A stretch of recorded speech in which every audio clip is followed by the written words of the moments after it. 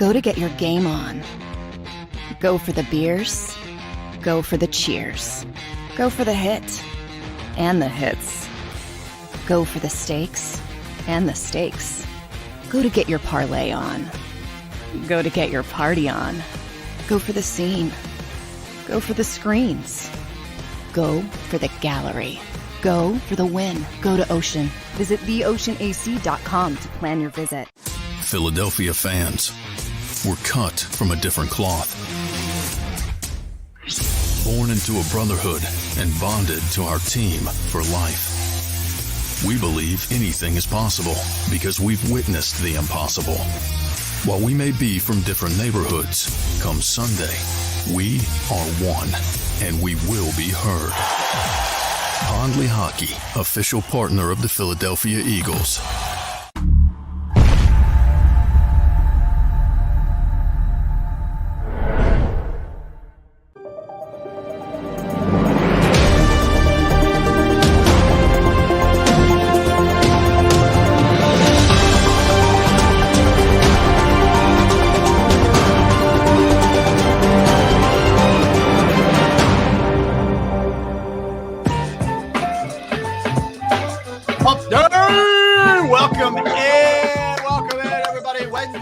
Wednesday, September 21st. We are Sports Take, JAKIB Sports YouTube Network. Derek Gunn, Barrett Brooks, Rob Ellis. What's going on, boys? How we doing today? It's a great day. It's a great day. Go ahead, Brad. I'm sorry. I'm just gonna tell everybody, you guys gonna stop with all this, making my friends feel uncomfortable. You know what I'm saying? Have them doing stuff they ain't supposed to do. Me and myself, we're here for your listening enjoyment, viewing enjoyment, but not to make fun of. Yes. I'm going to make something perfectly clear today. I only showed up on this show today for one reason. There we go. I have seen the video, and I can't wait till the chat and everybody else sees this because, Rob, I'm going to give you credit. We're talking about the gritty, y'all. We're talking about the gritty, yeah. Barrett and I have seen the video. Oh God, Rob, I'm gonna give you. I got to give you props again, man, because you're a good sport, man. Yes, you're a good are, sport, bro. Yes, you are. But what you did this time, man, I may never be right again. Well, welcome to my world. If you're never right again, I'm already. His daughter is totally embarrassed right now because of you guys. Yeah, you guys have done this to my friend. Yeah. So if you don't know, you missed maybe yesterday. So we what was we had to get to 400 likes. Was it 400? 400 likes. Right. Yep. So and props to everybody for smashing the like button, and let's do it again today. But you guys are awesome. So we got to 400, and the deal was if we got to 400, I would do the gritty dance, which is taking over the universe. Everybody does it. Justin Jefferson does it. Some not as well. Mike Gesicki, maybe not quite at the same level. Let's just say, so I did it last night. I recorded it last night. And you did what last night? I did the gritty. That's what I'm saying. You did what? Yeah, I know. I don't know if that was the gritty or not, but good point. It's indecipherable. I don't know what it was. It was something. So my daughter is recording it, right? And she's all right. I said, hey, can you just come down? Give me a second here and just record this thing. So I looked at this. I looked at a couple of videos, right? And as soon as I started looking at the videos, I'm like, I have no chance to be able to do this like these guys do it. All right, they just no chance. So she's like, here we go. So I put on there's a gritty song that goes along with it. Whatever, I put that on Alexa. And she starts recording, and the first time she's like, "No, I won't be associated with this," because, and you'll see it in the video, and I'll explain it further a little bit later. But her reflection was coming through on like the sliding door, and she's like, "I don't want to be associated with this. Pull the curtain shut." This is a 17-year-old saying this, by the way. So I'm like, all right, just suck it up and record like a minute of this, please. I mean, I'm even begging her. I'm like, can this get more humiliating? Is it possible? Folks, I'm telling you, I'm glad he gave it to us. We have a little pre-meeting, an hour before the show. We have a pre-meeting at 11 o'clock. Yeah. He gave it to us at 11:11. And I'm glad he gave it to us at 11:11 because I thought I had all the laughing out of my system. I laughed for a solid 45 minutes. I just stopped laughing when 5 minutes before the show came on. And every time I think about it, I start laughing again. So we not gonna be able to, we gotta wait a little bit before we show you this. We're gonna give you the full on whatever it is. If your daughter said she would not be associated with this and close the curtains, that should tell people just how entertaining this could be. Yes. It is like it's you can't turn away. It's very much like a car crash on the highway where you're driving and you sort of are like feel bad, but you can't take your eyes off of it. It's kind of like that. I've broken down this video like I watch film. First of all, it's all bad. I watched it and then I looked. It's all bad. Oh, I looked. I said he got socks on, so he's sliding. He almost falls. Yeah. It's must-watch TV. Yeah, this right here it is everything you don't want to do. All right. I do like Mr. Taz's comment a few minutes ago. Mr. Taz says, "Thank you for volunteering to be the next target." No, I'm not the next. I'm just not gonna do. I'm not doing. Why what not? He does. Why I'm not? not doing it. Why don't you do it, Derek? Because I've done more than you have. You have not. Rob has done more than all of us. You have not. I've done the same amount as both. What have you done? You got your brother on. What else have you done? I sang. When did he you did sing? He sang yesterday. I sang yesterday. Hold on, then you gonna tell me stop singing, Barrett. I mean, because you were tone deaf. You threw me off. I sung. Yeah, I wouldn't call that singing. What you did, you threw me off. That's why I said, Barrett, I don't need your help. I did. Okay, so I did that. I got my brother on. I did a solo. Me too. I did that. No. Barrett started it at least. I sang half the song. You're still behind me. You're one behind me. You're one behind me. So we will. So here's what we're going to do. I know a good question by Nunzio. All right. He says, how many likes before we see it earlier? I mean, maybe we give you it a little bit earlier if we crush it with the likes. Maybe. Let's just. Xander said yesterday. Xander said yesterday we surpassed 515 likes to get Rob to do the gritty. 515. Good morning, Mom. Hi, Mrs. Brooks. All right, why don't we say this? If we surpass the 515 mark by what do we think? 1:30? We'll do it a little bit earlier.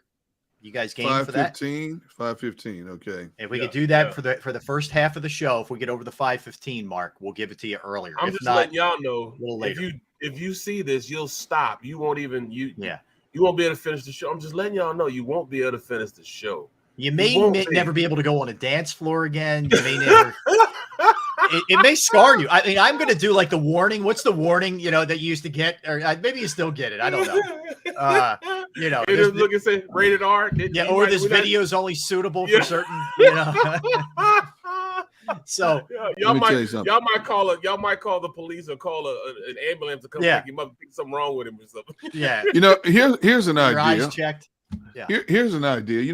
This chat room always keeps challenging us. How about we challenge them? Yeah. When we give them a challenge and they send the videos to Xander and we get, how about we challenge them? They've been challenging us since the inception of the show. I think it's our time to flip the script. You know what we could do? We could make that a weekly feature where it is our audience, right? Our audience video.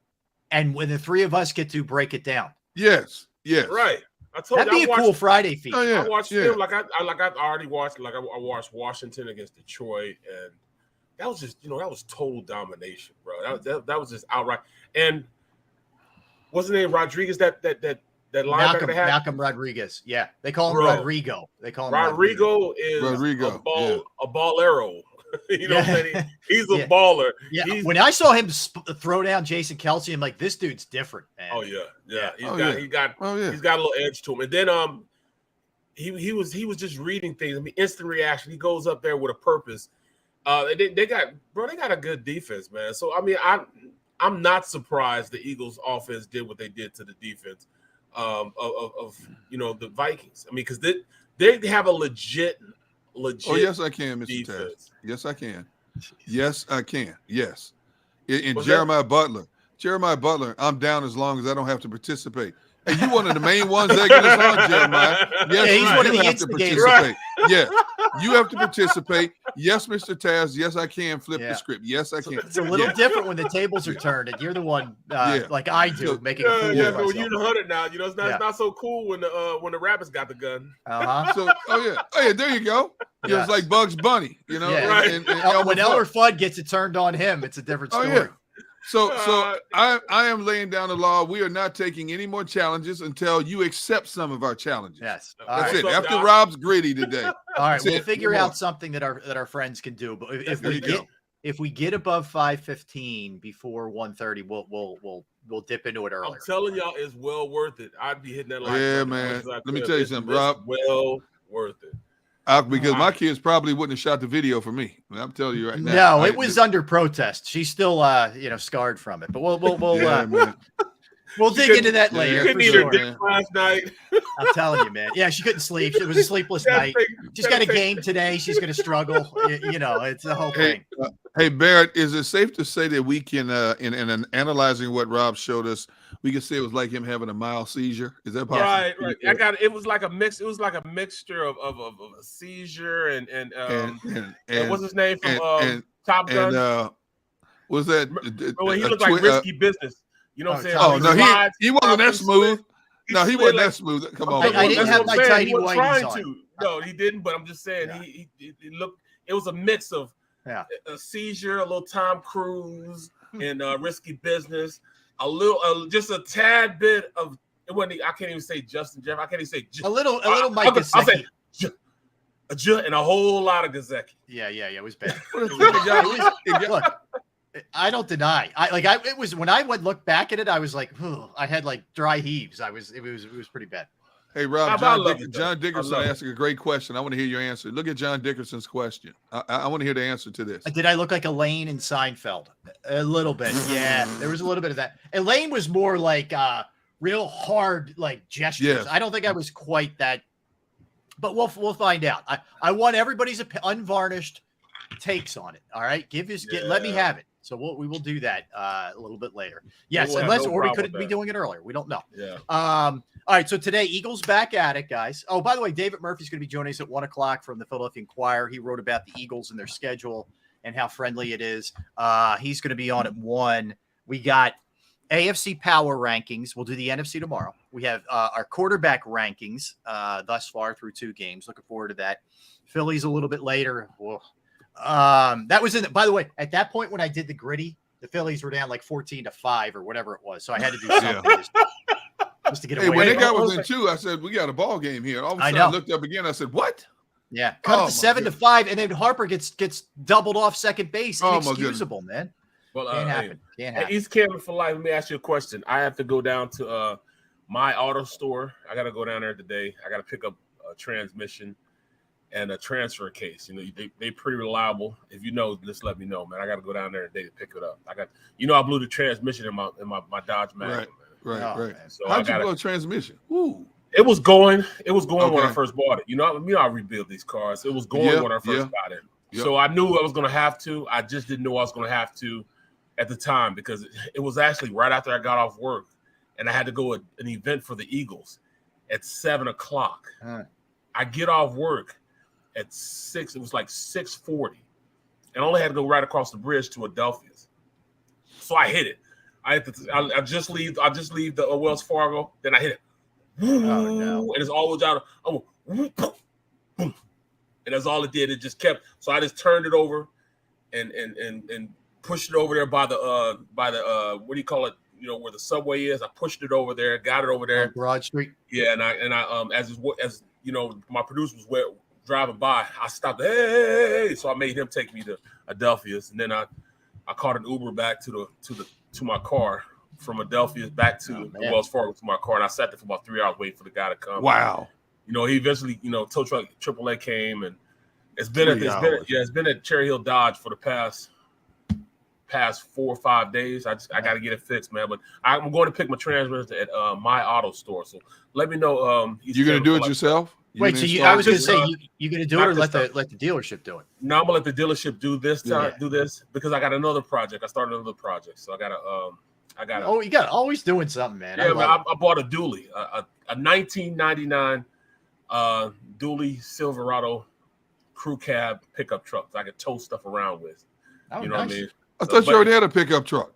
I do, but this is a dually. Dually had the 4 tires in the back. Oh yeah. But only thing is, the first time I drive it to work, I get to the bridge and I'm going through to pay, and I handed lady $5. She looked at me like, okay. Yeah, it's more than that. It's $15 for a damn dually pickup truck. I know. It's such a ripoff. $15. It's so ridiculous. It really Come on is. now, guys. I mean, for give real. me a break. For real. You know, I know. $15 to go over the bridge. I'm pissed off. I got to go. I could have paid $5 for a regular car, but $15. Yeah, man. I would keep that one in Jersey. I would Yeah, not. you ain't lying, dude. I ain't lying. I'm not going over the bridge on that one, man. That's for sure. Yeah, I hear you. All right, well, let us know how it goes, man. Hopefully you can get back and rolling. You know, that's an awesome car. All right, the Eagles are practicing today in anticipation for Washington. And you got Wentz coming up. When does this really start to turn into like Wentz week? So probably tomorrow. What do you mean? Oh no, it's been today. this week for me. Yeah, Today. Been that way to me. All right, so you already broke down Washington film. Oh, absolutely. All right, so what do you? Let's start with just specifically. What are you seeing from Wentz? Like how well is he playing? Is he playing well in your estimation? Wentz is playing well, but I think he's more skittish than ever. When he gets even a little bit of pressure, he gets real skittish, man. You know why? Well, because that offensive line is trash. That's why. Oh my God! I mean, the way they were pass rushing him. Yes. It seemed like they didn't have anybody in front of him. You know what I mean? Detroit's defensive line, what was his name? Number 70, 71, whatever it was. Yeah. Oh my God, this dude was unstoppable, man. I thought he had his S on his chest. He was like the Hulk, man.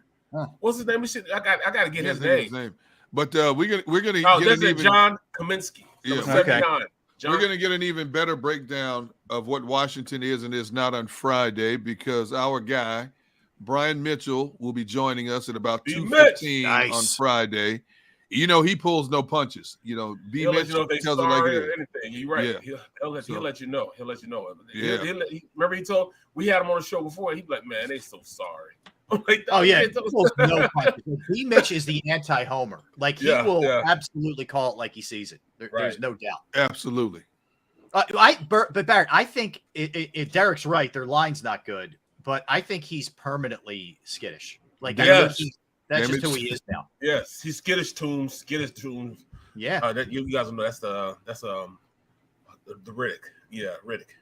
You guys have saw Riddick before? Oh yeah, with Vin Diesel. Oh yeah. When they on that hot planet, he said, "Absolutely, skittish tunes, real skittish tunes." Well, that's exactly what Carson is.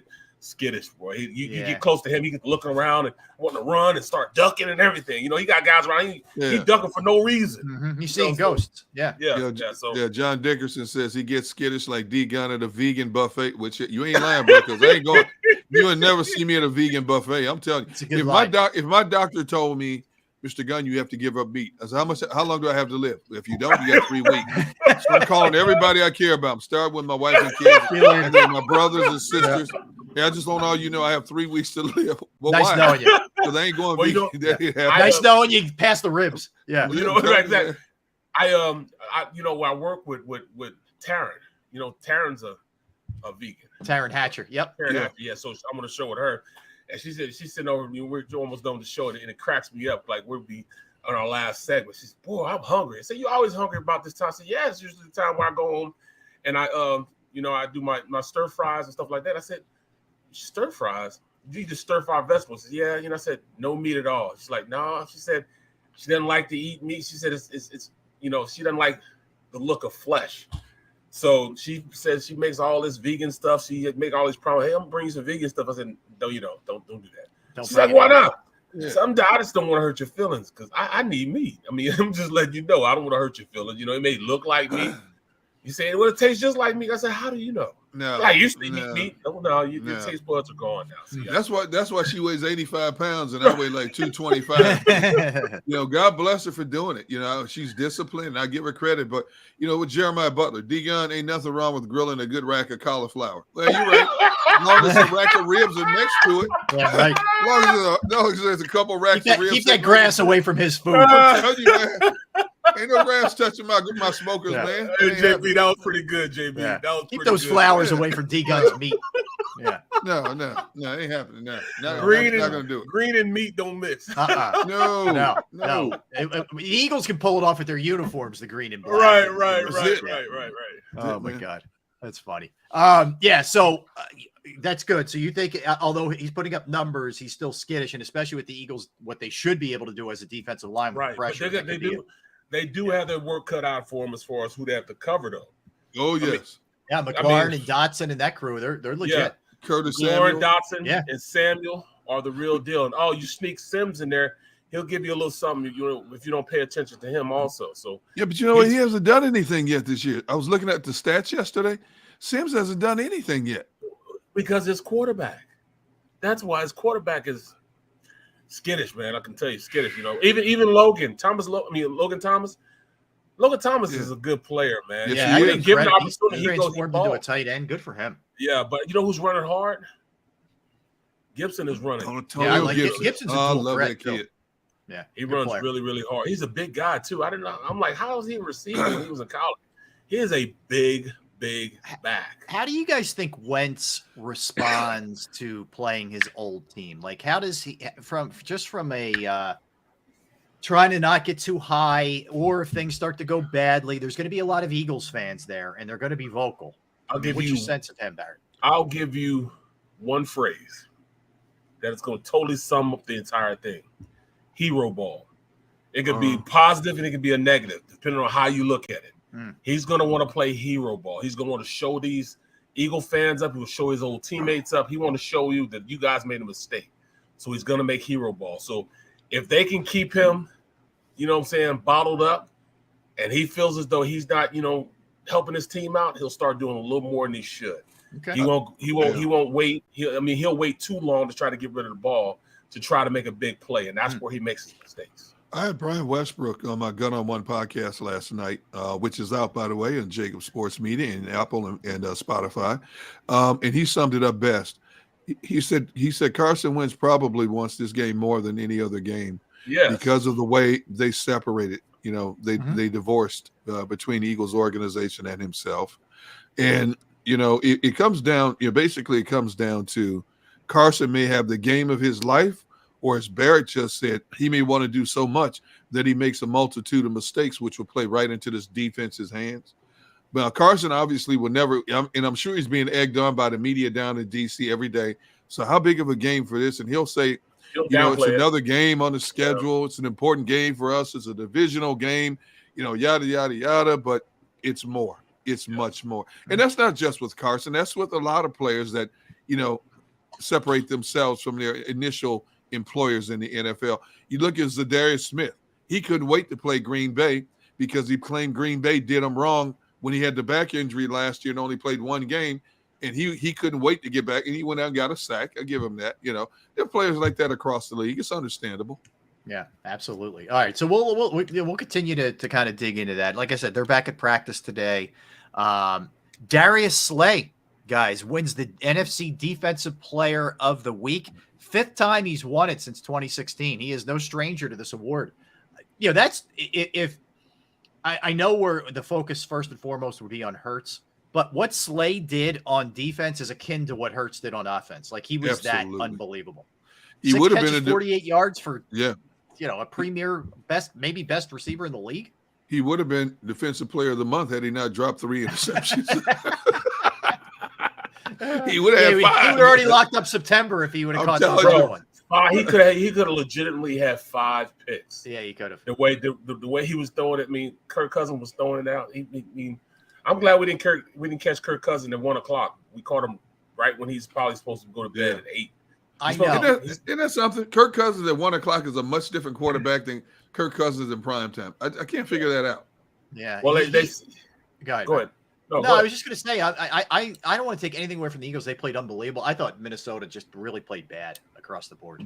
Yeah, they did. Yeah, they did. We give props to the Eagles, and rightfully so, because they dominated that game. But I have to say, and we talked about this yesterday, Minnesota had a chance to score at least 3 additional touchdowns, and they turned the ball over. I mean, they were given a short field on numerous occasions, interception, blocked field goal, so on and so forth. They came out of the gate in the third quarter, took the opening kickoff, marched it right down the field, coughed it up. Blocked field goal, coughed it up. Ricochet interception, coughed it up. That's 3 touchdowns they gave, potential touchdowns they gave up right there. Yeah. So, kudos to the Eagles. They took advantage of the opportunities. They stopped them when they had to. They got the ball back for their offense. Bro, but man, I'm going to tell you the truth. I was almost like, look, guys, stop.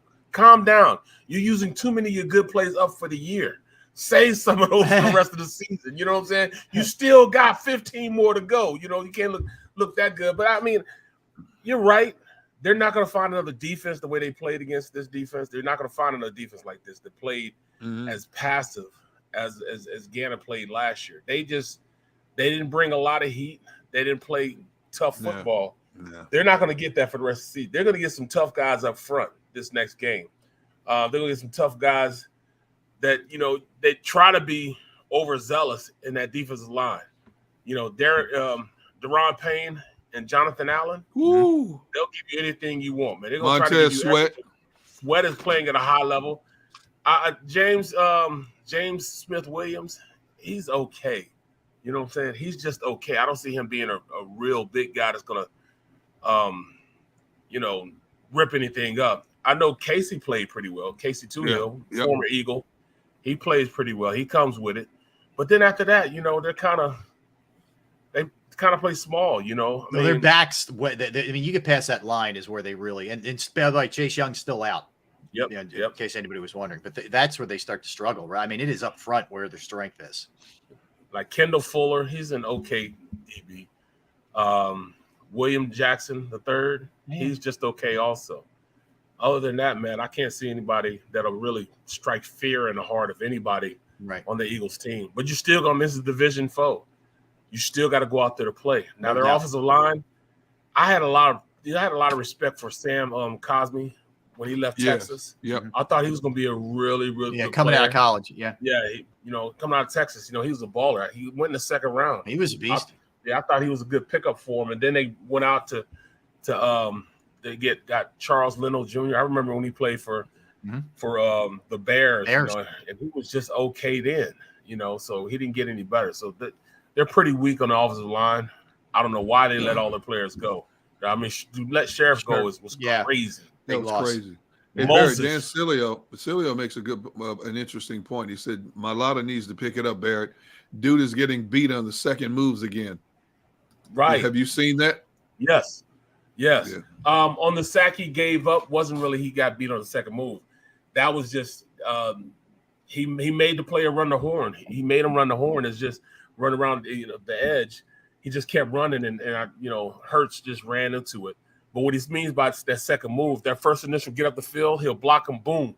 But all of a sudden, if they go inside or make a move inside, he's letting them get to that second move, and that's going to hurt them because, teams are going to start doing that, going to start the first initial bull rush up the field, and then they're going to move inside, and he hasn't been moving his feet inside. So he's going to have to stop that.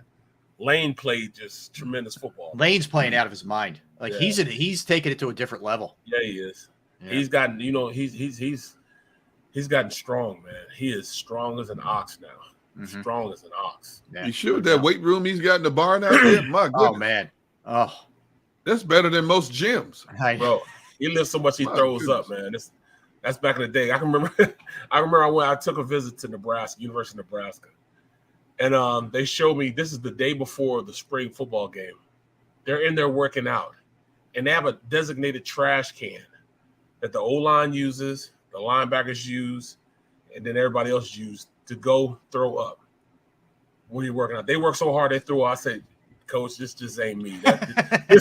You knew you weren't going there. Yeah, this is the program for me. Yeah, I'm not throwing up. I'm not doing that. You just got to know what you're gonna do. You got to know what you built for. I'm not built for that. I'm not throwing up for a workout. And eventually I ended up doing that. You know what I'm saying? But Yeah.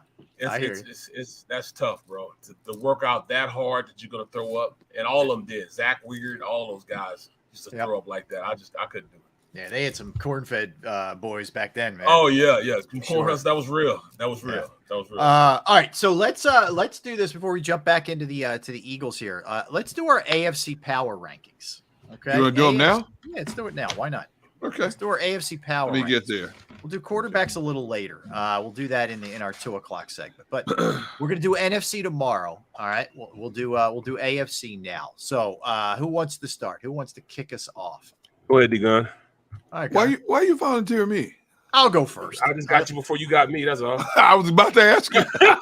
Well, here's it gets interesting. You get past honestly, you get past 5. It's like it's a crapshoot. I got to 7. I got to 7 in the last 3. I'm like, Yeah, I only did 5. I don't like the bottom. You're supposed to do 10. I know, but I only did 5. He's a habitual line stepper. Why are you? Were you that kid in classroom? The teacher told you to write a 3-page essay, and you do 1.5 because you felt like doing 1.5. Because I saw mediocre football after 5. That's why. I know, but that's part of the exercise, trying to decipher this. It's stuff. too hard to go 5 mediocre teams. Oh my goodness! You guys had a hard time too, right? Yes. Right or Yeah, wrong? but we did it. We got it done Okay, because Derek. we're troopers. All right, Derek. So you're gonna get me in trouble. My mom gonna start yelling at me because I didn't. No, everybody's fine. Mama Brooks knows. She knows that Derek's an instigator. She knows. All right, I'll give you my bottom here, and believe me, they're not even worthy of this of being really ranked here, but I'll do it. I have the Broncos at 10. Okay, I have the Steelers at 9. I have the Patriots at 8. Okay. I have the Raiders at 7. Yep. I have the Bengals at 6. I have the Ravens at 5. Chargers at 4, Dolphins at 3, Chiefs at 2, Bills at 1. Yep. I can't believe we almost had the exact list. Wow. Wow. Yeah, I think the bottom, it's hard because you have a couple, like the Bengals are 0-2, but I still believe they're going to get this thing turned around. I don't know if they're going to make the Super Bowl. I'm not saying that, but they're going to turn around. Raiders are better than what they've shown so far. Yep. The Patriots showed me a little something last week. It was a nice bounce back. The Steelers disappointed me last week, but I like what I saw week 1. And the Broncos are just kind of teetering where they could very easily be out of this and off of this list really quick.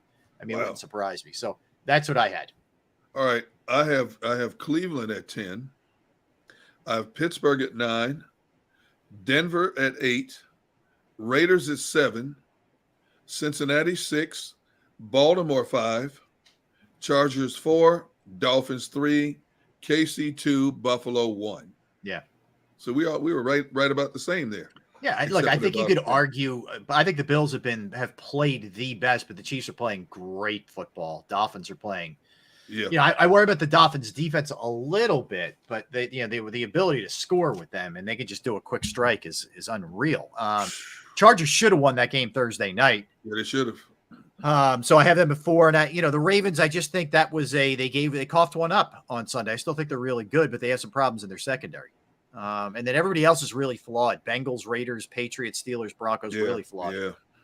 Well, Mike Tomlin said they're going to open up the passing game more in Pittsburgh. I don't know what that means. Right now, Trubisky has played decent ball. He's managed the game well, hasn't made a lot of turnovers, but I don't know what that means. I mean, Pittsburgh has some great pass catchers on that team, man. Yes, they do. They have 3. Higgins is getting frustrated, the rookie, already. Yeah, but they got 3 great pass catchers: Claypool, Deontay, and Johnson, Pickens. Yeah.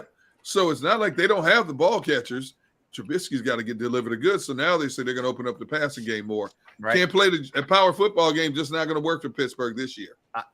Yeah, I mean, I wouldn't get too far away from that though. If I'm them, like I don't. Do you really want to open this up with Trubisky or possibly a rookie? He's capable of having big games. I mean, you're going to have to. If you're going to be competitive, you're going to have to, especially in that division. Yeah, you can't. You got to put points on the board. But I mean, I don't know. How do you count the Jags out? How do you count the Jags? I know. How do you count the Jets out? How do you don't count them in? Yep. So I'm struggling with that. That's why I didn't want to go that way. That's fair. That's and a fair with question. the Browns, you know what I'm saying? The Browns, Jacoby Brissett. That's all I got to say. I know, but he's not played bad. He's not him. either. He's not. He didn't lose that game for Cleveland.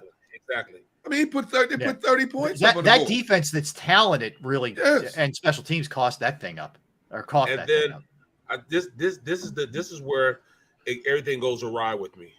Like my top. All right, so then I went with my bottom two, but then I'm gonna go back. I'm gonna go up to the top. I'm gonna go number 1 Bills, 2 Chiefs, 3 Chargers, 4 Ravens. Where are the Dolphins? Yeah, where are the Dolphins? They're next. Ooh, Okay. 6? All right. Yeah. Wow, you put the Dolphins at 6? Yeah. I think that's all fools gold, man. That's all fools gold. Yeah. Tua's going to go back to his normal self. See, I'm not a Tua fan. Had a great game, 6 touchdown passes. Right. And when you throw in the Tyreek Hill and Jalen Waddle, but that offense has been explosive. My goodness. You know, but the defense, Baltimore's defense lost that game for him. Yes, they did. But then, you know, it's everybody bumbled up and jumbled up. You know what I'm saying? It is, and nobody's really worthy at the bottom there. Right. The bottom 6 or 7. You know, I put the Ravens in front of the Dolphins because I just think the Ravens they're gonna do better. They're gonna travel better than them. Right. But then, you know, the next 3 teams. I mean, I struggle with the Raiders because they're 0-2 right now. I know. Some of it is I just think they're going to turn it around. It's not based off of what they did the first 2 weeks for me. Like it's a little combo of. But I did what I did on number 10. I put the Raiders and the Patriots on the same line. Okay.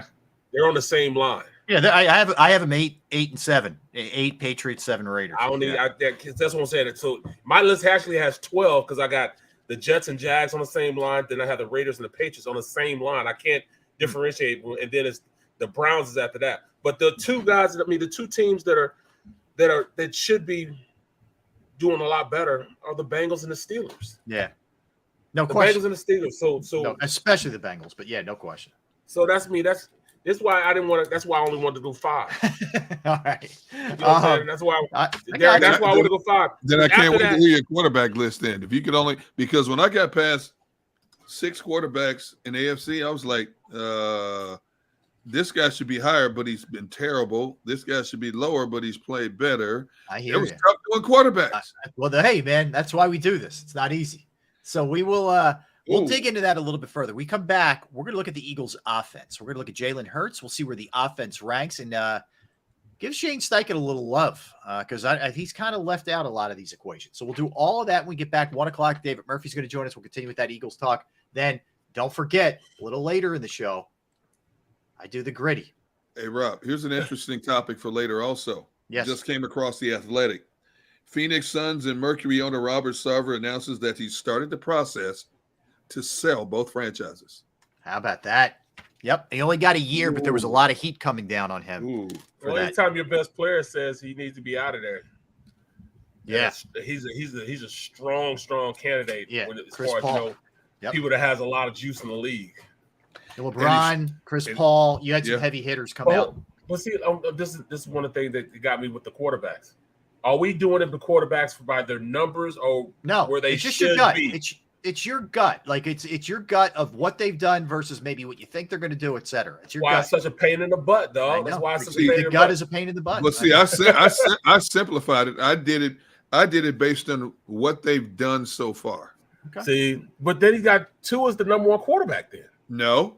Yes. Josh Allen. Nope. Tua's numbers are better than Josh Allen. I'm basing on quarterback play. Yeah, but you're right. They are. He leads the NFL in passing. So it's not about what they've done. Yeah, but some of that is eyeballs. Like part of that is the Bills called off the dogs in that game. He could have kept cranking. And maybe had better. That's what I'm saying. That's why I'm saying what I'm saying there. If you're starting a team right now, who's your first AFC quarterback you're taking? Allen. Right. Okay. That's all. But we just said we're doing it by what they've done. I just simplified it, okay? It's my list. It's my list. You mean what they've done? What they've done as far as win total? Is that what you're talking about? Or the eye test? We're talking about the eye test. The eye test. Yeah, the all right, so Rob, it's the eye test. That's what we're talking about. I agree. Hey, by the way, there's some chatter about dancing on air with Chris and some of the folks in the what is that chat room. You guys don't even know what that is. So back in the 80s, there was a dance show. They would like kids would go after high school. right? Or grade school. They'd run there. It was Channel 17 used to run it, and Sanji it was like, think like American Bandstand except local. Except Sanji local. used to be on that show. Your wife did? Yeah. My wife did too. What? My wife danced on that show. Wait, your wife was on a dance show and she couldn't help you do the gritty properly? Yeah, she was out of that last night. She didn't want any parts of that disaster. She knows I can't dance. Wow. Especially with no liquid courage in me. Yeah. We needed you a couple shots. I needed a couple pops last night to get that going. But yeah, so we dancing on air. I very much remember it, guys, in the chat room. That's for sure. How about that? So both of our wives. That's funny, man. That is crazy. Huh? All right, we come back. We will turn our sights to the birds a little bit more heavily and dive into the offense. When we get back, Derek Gunn, Barrett Brooks, Rob Ellis. We are Sports Take, JAKIB Sports YouTube Network. All right. Finding somebody to trust with your finances can be tricky, right? Not easy. You got to find the right person that you absolutely trust, because you work too hard not to have your money in the right hands. I found the right person. It's Jim Murray from Principal Financial Group. And I can tell you, he has been great for me. I've entrusted my IRA, my 401k rollovers with Jim, and I couldn't be happier. Now for you, it could be retirement planning, could be 401k review, could be IRAs, could be insurance review. If you have a small business, you're trying to set up employee benefits, that's another resource that he can help you with. And not to mention, that's just a few things. If you're wondering and you're not quite sure, you reach out, kind of prick his brain a little bit. Give him a call, 610-996-4751, 610-996-4751, or you can email him as well at Murray, MURRAY.Jim@principal.com, Murray.Jim@principal.com.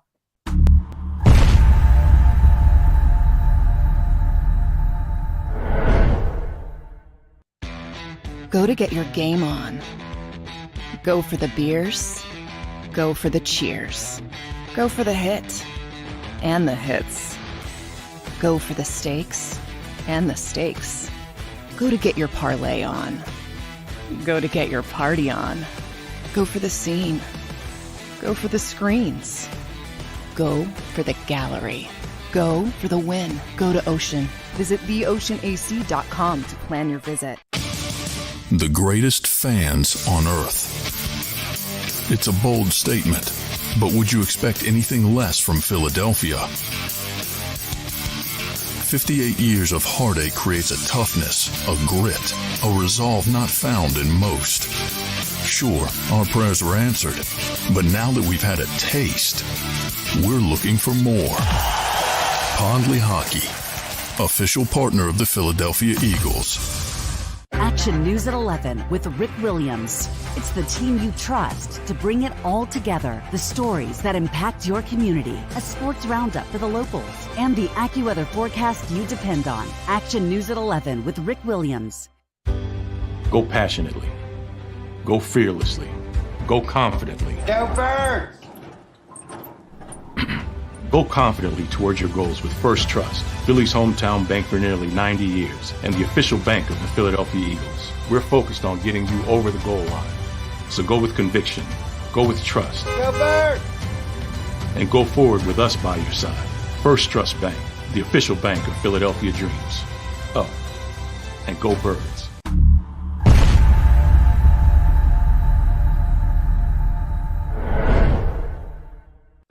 Welcome to Pondley Hockey. We've helped over 100,000 injured and disabled workers obtain benefits, as well as some of the biggest settlements in the state. If you've been injured at work, give Pondley Hockey a call.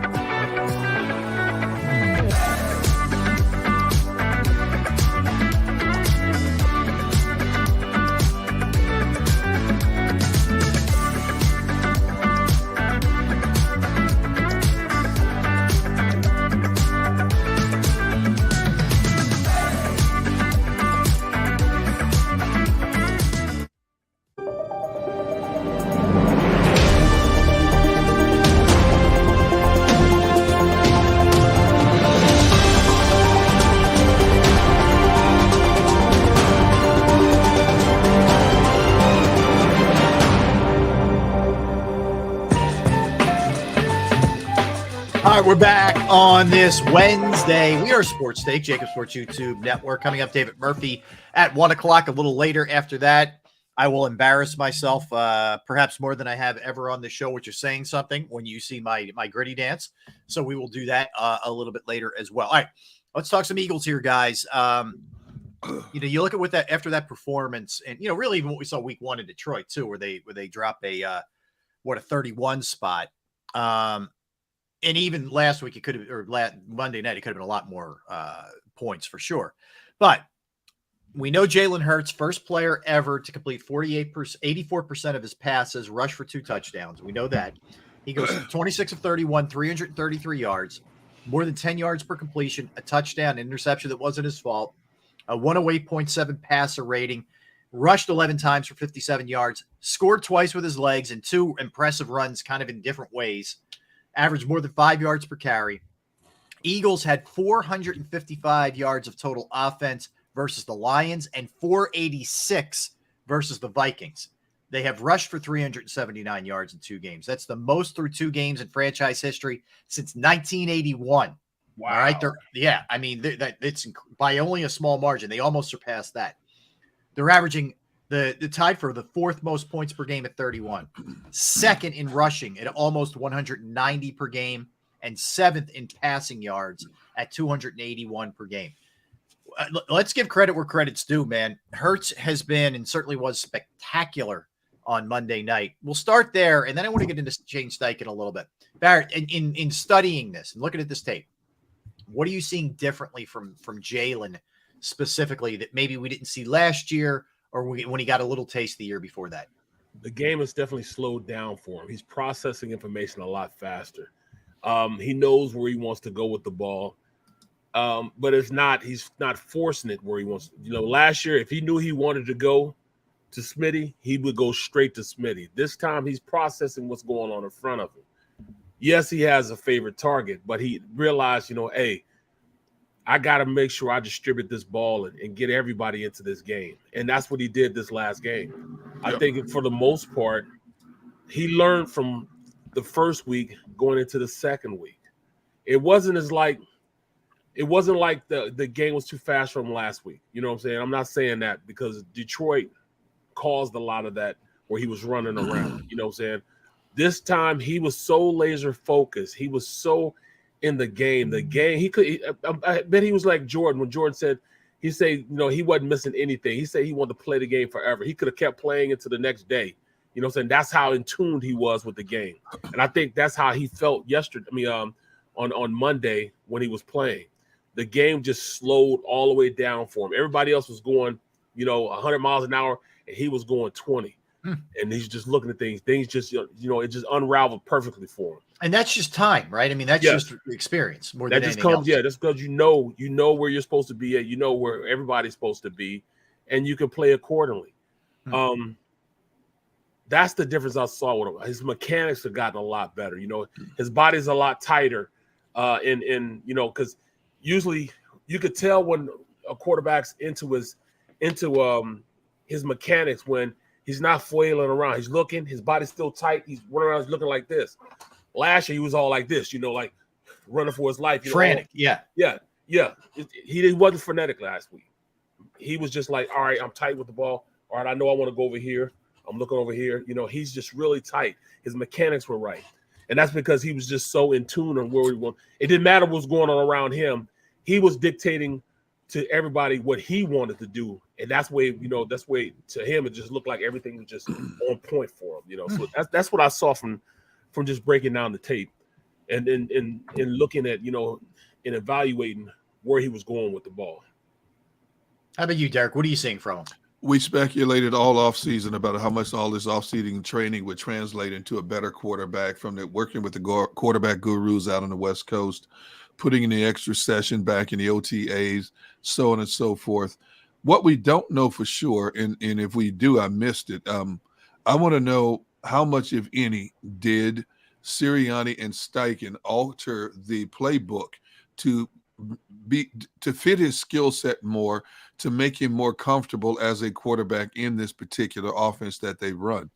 I would like to hear the answer to that. And if they've answered that question, whether it's in training camp or at any other time, I must have missed that one. But like Barrett said, you look at a more poised and confident athlete stepping under center. You look at his throwing mechanics, more over the top. You look at his ability to utilize all of his athleticism. Two different teams forced him to play two different games, two completely different games. You know, Detroit forced him out of the pocket and made him use his legs more. Minnesota dared him to beat him on their zone defense, and he accomplished both feats in a span of 8 days. So to me, his learning curve has been accelerated. We always hear this stat about it takes a young quarterback 3 to 4 years before they are comfortable. Well, when you think about it, he only had 1 full year as a starter. Last year was another offensive system. He went through some growing pains. He's now in year 2 for the first time in his career of being in the same offensive system. And because of that, his work, the coaches identifying what works for him and what doesn't, it has made him a much better quarterback up to this point. Agree with every word both of you said. I'll just add one thing, and this is not in any way, shape, or form a knock at Jalen, but I will say the organization did right by him. They gave him pieces. Yep. You know, Josh Allen's game accelerated because he got better as he went along, but they also gave him Stephon Diggs and they gave him talented players around him. You know, giving him AJ Brown, man, is such a help. Even though AJ didn't go crazy Monday night, but he opens things up for others. You know, that's why Devontae's able to do what he does, and Dallas, and you know, et cetera, et cetera. So I think you can ask guys to get better, but you can also do a lot to help that and enhance that. And I think the Eagles did. I give Howie a lot of credit for that draft night trade. He gave everything he needed. Yeah. And based on what we saw from Monday night, that's why I said before this season that I could see this team. We kept talking about who will be the 1,000-yard receiver for this team. I said you could have 3 or 4 receivers, 800-900 yards, and not have a 1,000-yard receiver, but the offense will still be just as effective because you have so many people you can rely on. You look at most teams, a quarterback has 2, maybe 3 guys that they go to most of the time. In this case, you have 4 or 5 guys you can go to most of the time as long as they stay healthy. Yeah. From Quez, you know, and I didn't even include Pascal in that equation. Right. And Pascal, you know, is one of Sirianni's boys. But you look at, you know, swing passes out of the backfield, 3 wide receivers, and Quez and Devontae and AJ. I didn't even include Pascal. I forgot Goddard. So we're talking possibly 5 or 6 different options he has to go to at any given time. A lot of teams don't have those options. You know what else is interesting? I don't know if this is apropos to exactly what we're talking about, but the offensive line, and correct me if I'm wrong here, is all homegrown, right? Yeah. Kelsey, Dickerson, Seumalo, Mailata, and Lane are all draftees that have all paid dues, and some higher picks. Lane's a high pick, obviously. He was a 4th pick, yeah. Right. Kelsey late, Mailata late. 7th. Seumalo, and then and relatively early like 2nd round for Dickerson, right? 5th. I think wasn't Seumalo like 5th or 6th? Yeah. And so then, you've done it in a variety of different ways, and most of the backups, I'd have to look at it, I think are all homegrown as well. Yeah. So it's for the most part, they came from the Colts. You know, it's impressive, and it's impressive because they don't miss a beat when somebody goes down either. You know, the machine keeps going. You know, I tell you what, that O-line coach, man, is Stoutland's something special. He is something special for him to get those guys ready to play. I mean, he took somebody that never played a snap of football and is now playing at a high level the way he is. I mean, he had everything, all the tools, you know. He's 6'8", athletic, strong, 380 pounds, really athletic, fast, and made him into a player, you know. Well, you know, kudos to the coach, to the front office / coaching staff for having patience with Mailata, not having to rush him. You're right. To force him to play football. They gave this dude over 2 years to learn how to put on a uniform, to learn how to the proper stance, hand techniques, in both the run and the passing game. You know, he was never rushed into a situation. D-God. It took me 20 years to get that way. 20? Considering you only played 12? 20? I'm talking about I started playing offensive line. Started playing football 20 years earlier. Okay. And it took me that long just to get to a point where I can go into the NFL. When I got to the NFL, I was 21 years old, something like that, 21. 20, something like that. Mhm. I know I wasn't old enough to drink when I got to the NFL, so I was like 20. Wow. Something like that. Yeah. Wait, the law wasn't 18 then? Because, it went from 21 to 18, and was it back to 21 now? Yeah, I was Yes, definitely 21, 21 then. Yeah. I know during the Vietnam era, they lowered it after that to 18 for a while. Yep. You know what it was for a while? It was 18 in Jersey and 21 in Pennsylvania. What? Yeah, so guys would. This is your second home, huh? Yeah, I don't advise. No, not me. But some people I know would drive over to Jersey. This is before everything was 21 when I was around that age. So I really don't even mean me, but like the older guys in my neighborhood would drive over to Jersey, party over there, and then that's funny. That's funny because I mean, even like in St. Louis, it was 18 for a long time, long time, and I went to Kansas and it was 21. I can remember going places and guys were just doing everything. I can remember getting my driver's license at 15. 15? Yes, I got my driver's license What? 15. Yeah. Really? 15 years old. Yep. We could take driver's ed at 15. You could take driver's ed in your sophomore year. Yeah, we had to take driver's ed, and then we got the license through driver's ed. Yeah, same. We Not a permit, but a license. That's what we could get our permit then at 15, but you had to be like 2 or 3 months shy of 16. I forget. And then in Wisconsin, after you got your license, you still had to drive with an adult or an experienced driver for X amount of, like for 90 days or something like that before you could be turned loose. You drive on your own. It's true. Yep. It was like 6 months for us, and then it went crazy after that because I got my license at 15, and you couldn't tell me anything then, man. I'm you were off to the races then. I had to take the drivers to the behind the wheel test 3 times.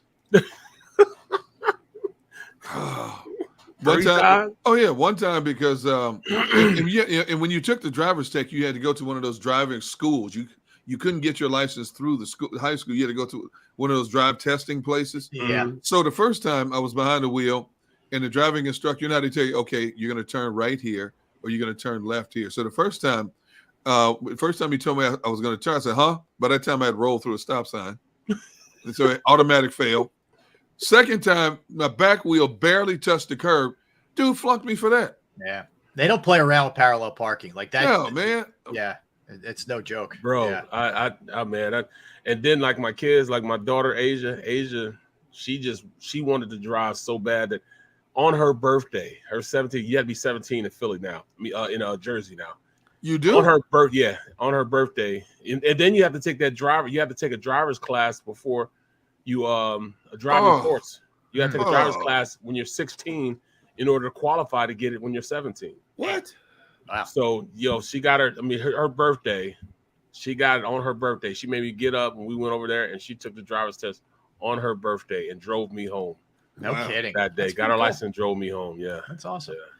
All right, well, we'll get into Shane Steichen in a little bit, but let's get a timeout here, and we will. When we come back, David Murphy's going to be joining us from the Philadelphia Inquirer. I had a story today about the Eagles' schedule and how favorable it is, but we'll talk everything Eagles with David when we return. A little later, the Gritty. Do a little preview. Can't a little wait. later. Much we'll watch. I know. Look at Derek shaking his head. I'm gonna have to take some oxygen before you better take some Pepto-Bismol just to after maybe beforehand. But I got mad respect for Rob for even doing it because see, Rob, what you could have done it, and then after looking at the video and your daughter saying I don't want to be a part of this, you could have said, you know what? I'm not putting myself in front of public embarrassment like that. But you straight up good dude, man. You went through with it. I'm proud of you, man. Thank you. I'm gonna be a little embarrassed when I say it. You're not the only one. All right. I won't tell people I know you publicly. But I'm going to be disowned. This will be the last sports take. I'll be disowned. All right. So we come back. David Murphy's going to be joining us. So don't go anywhere. Derek Gunn, Barrett Brooks, Rob Ellis, Sports Take, JAKIB Sports YouTube Network. Let's talk about Pro Action Restoration because Pro Action Restoration is the place that you call, that you reach out to online. And if you have a home, you have a business, you have a property, and you've experienced water, fire, smoke, mold damage, whatever the case may be, they're there to handle it, okay? They're on call 24 hours, 7 days a week. I've gone through it. It was a weekend. They got out to my parents' house quick. They cleaned everything up. They diagnosed the problem. It was a reasonable price. The crew was unbelievable. They are licensed, bonded, fully insured. They've been serving the tri-state area for more than 2 decades. ProAction will work in conjunction with your insurance company. Again, no matter whether it's fire, whether it's water, whether it's smoke, whether it's mold remediation, you name it, they can handle it. Give them a call, 610-623-3760, 610-623-3760, or online at proactionrestoration.com. That's proactionrestoration.com.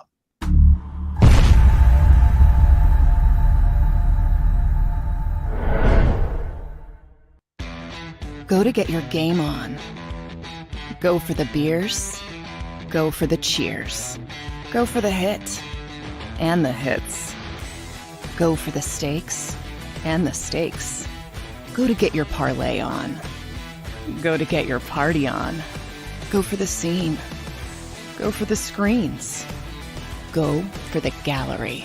Go for the win. Go to Ocean. Visit theoceanac.com to plan your visit. The greatest fans on earth. It's a bold statement, but would you expect anything less from Philadelphia? 58 years of heartache creates a toughness, a grit, a resolve not found in most. Sure, our prayers were answered, but now that we've had a taste, we're looking for more. Pondley Hockey, official partner of the Philadelphia Eagles.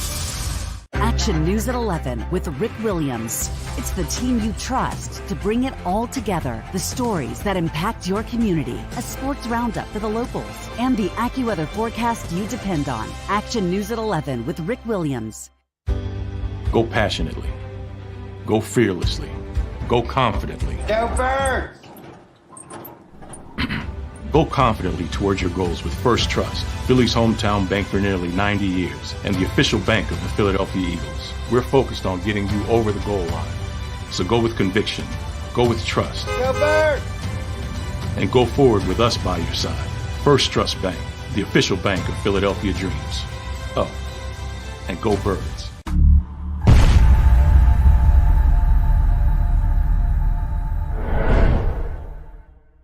Welcome to Pondley Hockey. We've helped over 100,000 injured and disabled workers obtain benefits, as well as some of the biggest settlements in the state. If you've been injured at work, give Pondley Hockey a call.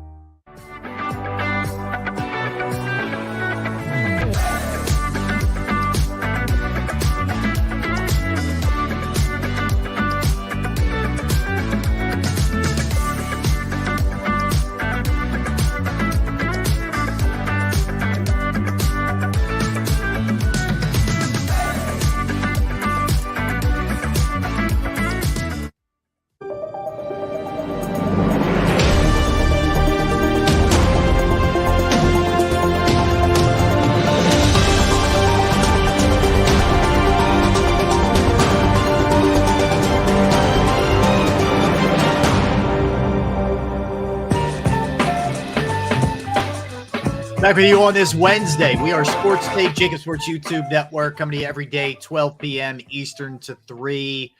And, of course, you can check out all of our content, JAKIBsports.com as well. All right, always love talking to our next guest. Does an amazing job for the Philadelphia Inquirer. You can follow him on Twitter @ByBY, David Murphy. David, welcome to the show, man. A lot to dive into here for sure with the Birds. Let's start with this one. I know you wrote today about the schedule in the NFC, and I'm with you on both fronts, but let's start with the NFC in general. Even through 2 weeks, I think it's become even more wide open than we maybe anticipated before the season started. I look at the AFC, I see some killers. I look at the NFC and I see, this thing's pretty doable, pretty manageable. You got to be encouraged if you're the Eagles by what's even happening around you thus far. Yeah, I mean, it's actually kind of hilarious when you look at the rest of the NFC. It was like midway through Monday night's game, and I'm sitting there trying to figure out, who do they rank behind the Eagles in the NFC, and I'm going one by one, and my God, I mean, look, it's not all about the quarterback situation, but let's be honest about the quarterback situation. I mean, you've got Jameis Winston, Baker Mayfield, Carson, Daniel Jones. I mean, Marcus Mariota. Matt Ryan and Russell Wilson leaving the conference, I think has only exacerbated kind of what has been a brain drain at the position, over the last handful of years. I mean, when you look at Goff and Carson going 1-2, in 2016, and both of those guys being on their second or third team. You know, and it all kind of started. I mean, I know he's not a NFC guy, but I mean, Andrew Luck retiring early. I mean, it all has a trickle down at that position. And you're just in this world right now where Jalen Hurts might actually be, you know, the fourth best quarterback in the NFC. Whereas you look at the AFC, you got Burrow, Herbert, Mahomes, Russell, Josh Allen. Yeah. I don't know what's happening there.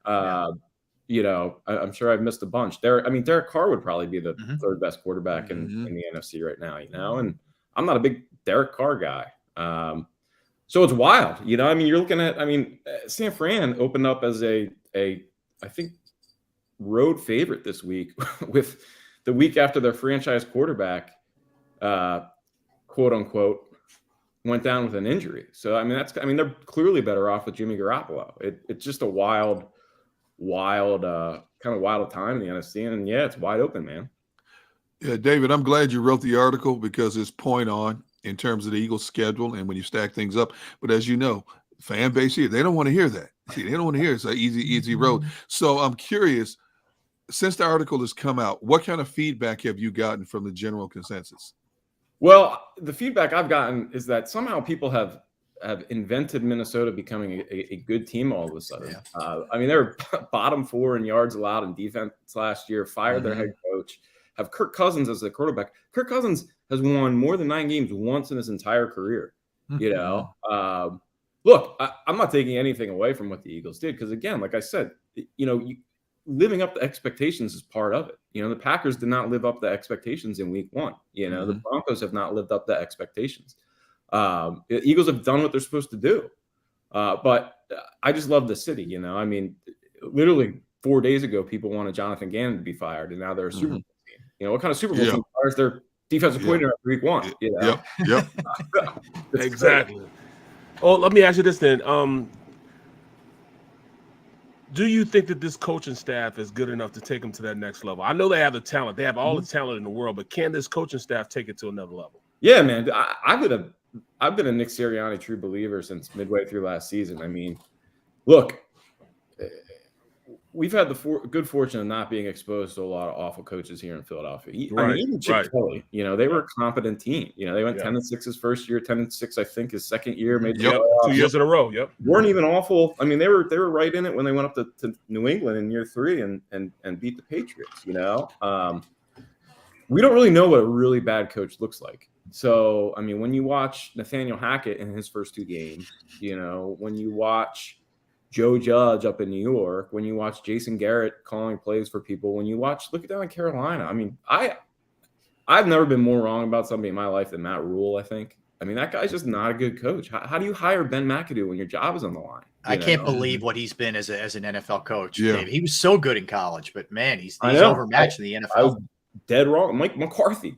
Yeah. Not a good coach, you know. And when you watch the Eagles play, look, whether the talent there is, and Doug too, I think Doug is a good coach. I think when you watch his teams, they block, you know, they execute, they're functional, everything makes sense, you know. And I think Jonathan Gannon, frankly, is not a bad defensive coordinator because, you know, his defenses look the same way. Like, they might not have the talent at all times, but you're not seeing guys run, you know, 15 yards wide open down the field like Quez Watkins. Nobody around them, yeah. You know, like, you're not watching. You know, a lot of last year was, look, I think one of the big questions about the Eagles, can they get the edge pressure? You know, because Kirk Cousins, he can't throw the downfield. So as soon as you kind of throw guys in his face, you know, he can't beat you there, and he has to check down. But that's not always going to be the case, and they're going to need, you know, BG to step up. They're going to need Josh Sweat to step up. They're going to need Hassan Reddick to step up. But, you know, I think they're well coached. And yeah, I think the coaching staff is and Sirianni's just, he's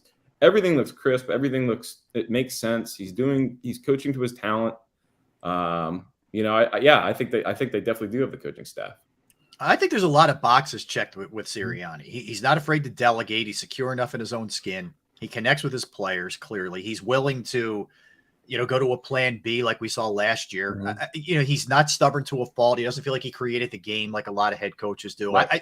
I think we're seeing as time goes on here, he's kind of a perfect guy for this day and age too, because he really does with the vets and with the young guys. There's a connection there, and it looks like they've hired pretty good assistants. I know people want to kill Gannon, as you mentioned, but Steichen all of a sudden looks like he's got a real good handle of this thing so far, Murph, with this offense.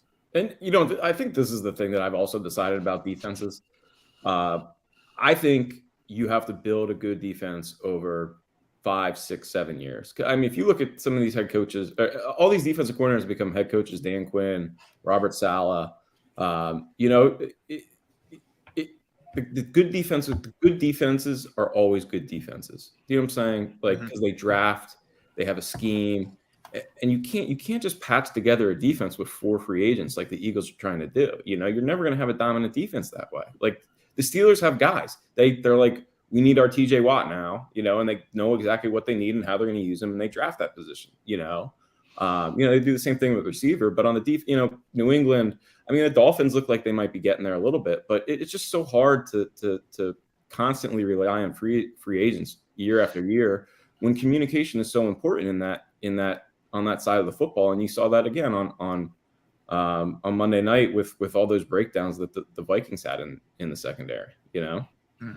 Hey, David, I know it's still early in the season, but I need to see a breakout game from Hassan Reddick. And I've been screaming already about, I don't like what I'm seeing in terms of how Gannon is using him. You're right. Gannon has at least shown for the one game that he's willing to change. And he did that against Minnesota.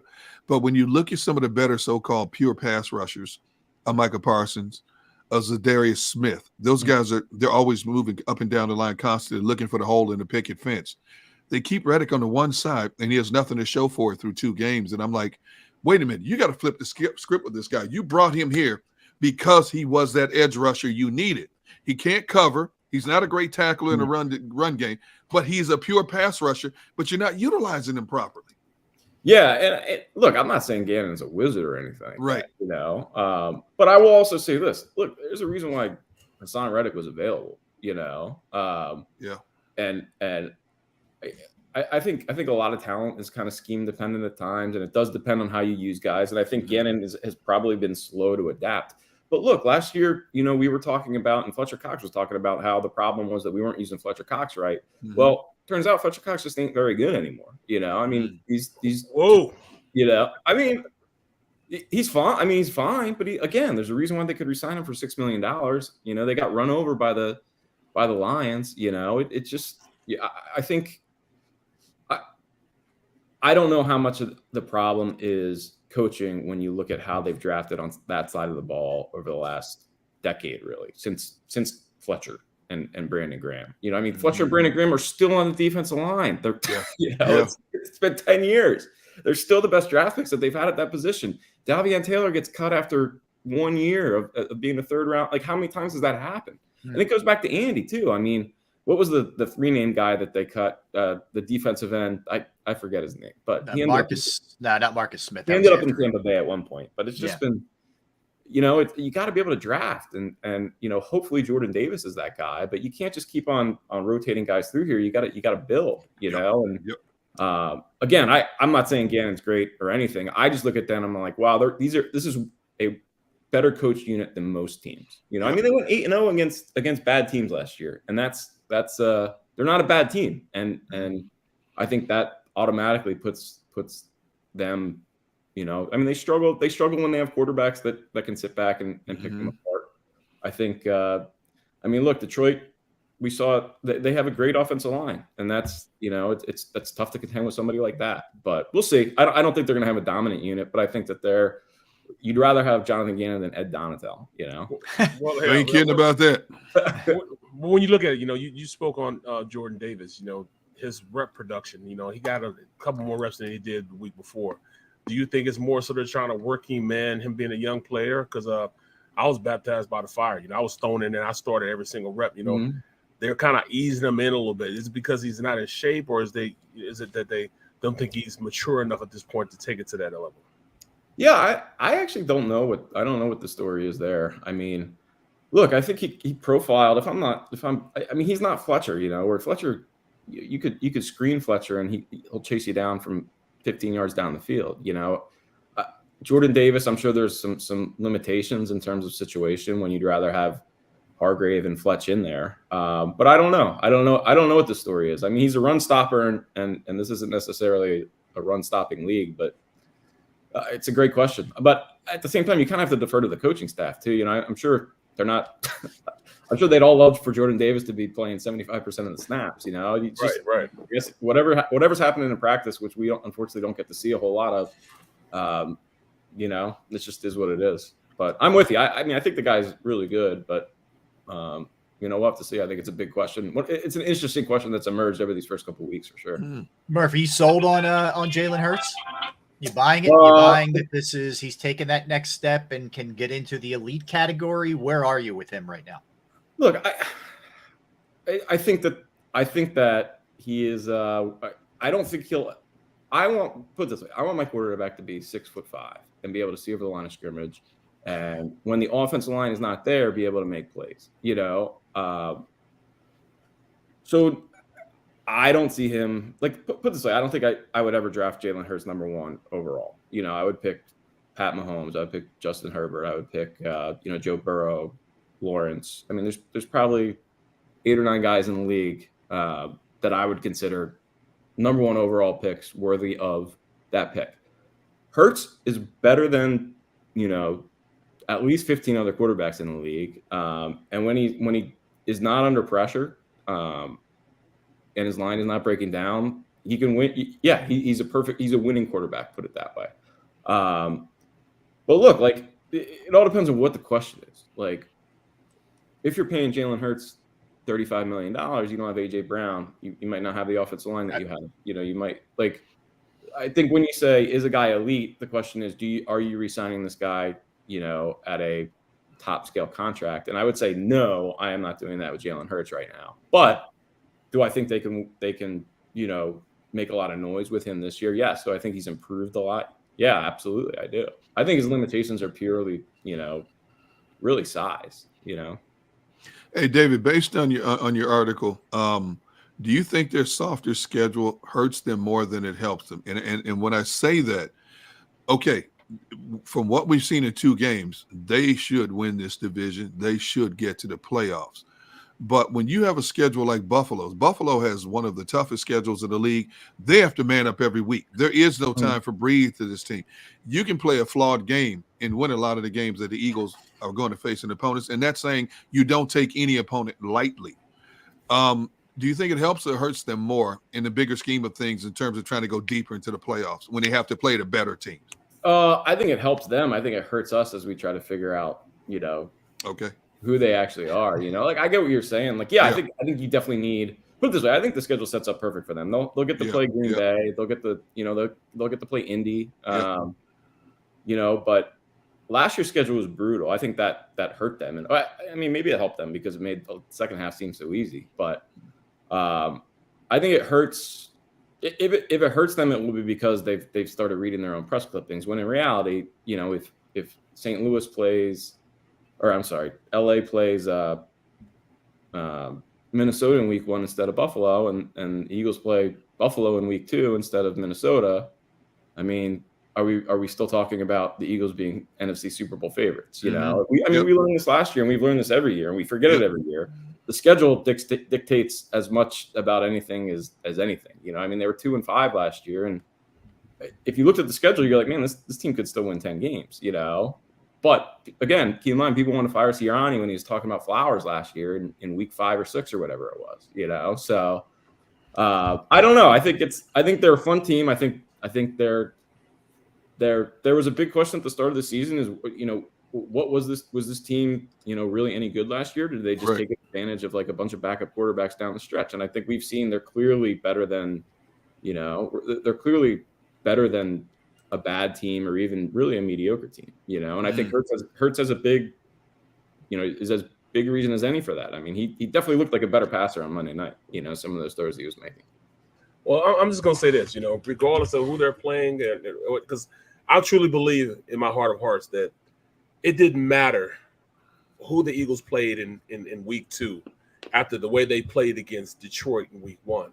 I think they prepared themselves so well that even if they'd have played against the LA team or anybody else, and it'd have been a great run even against the Bills team, because they have a good team now. They have really, really good corners. They have really good offensive line. They have really good receivers. And when you look player for player, I just think they're a better team than I think we're at least giving them credit for. So we're going to see some success because of it. No doubt. I mean, I said at the beginning of the season that if anybody else was at quarterback, people would be like if Carson Wentz was still here and they had this roster, people would be expecting Super Bowl. Oh, no question. Yep, absolutely right. Yep. If you take any one of 10 to 12 guys in the league and put them at quarterback instead of Jalen Hurts, the Eagles are being touted at the beginning of the season as a Super Bowl. Then I mean, you put Derek Carr with this team, people are saying, are the Eagles the best team in the NFC?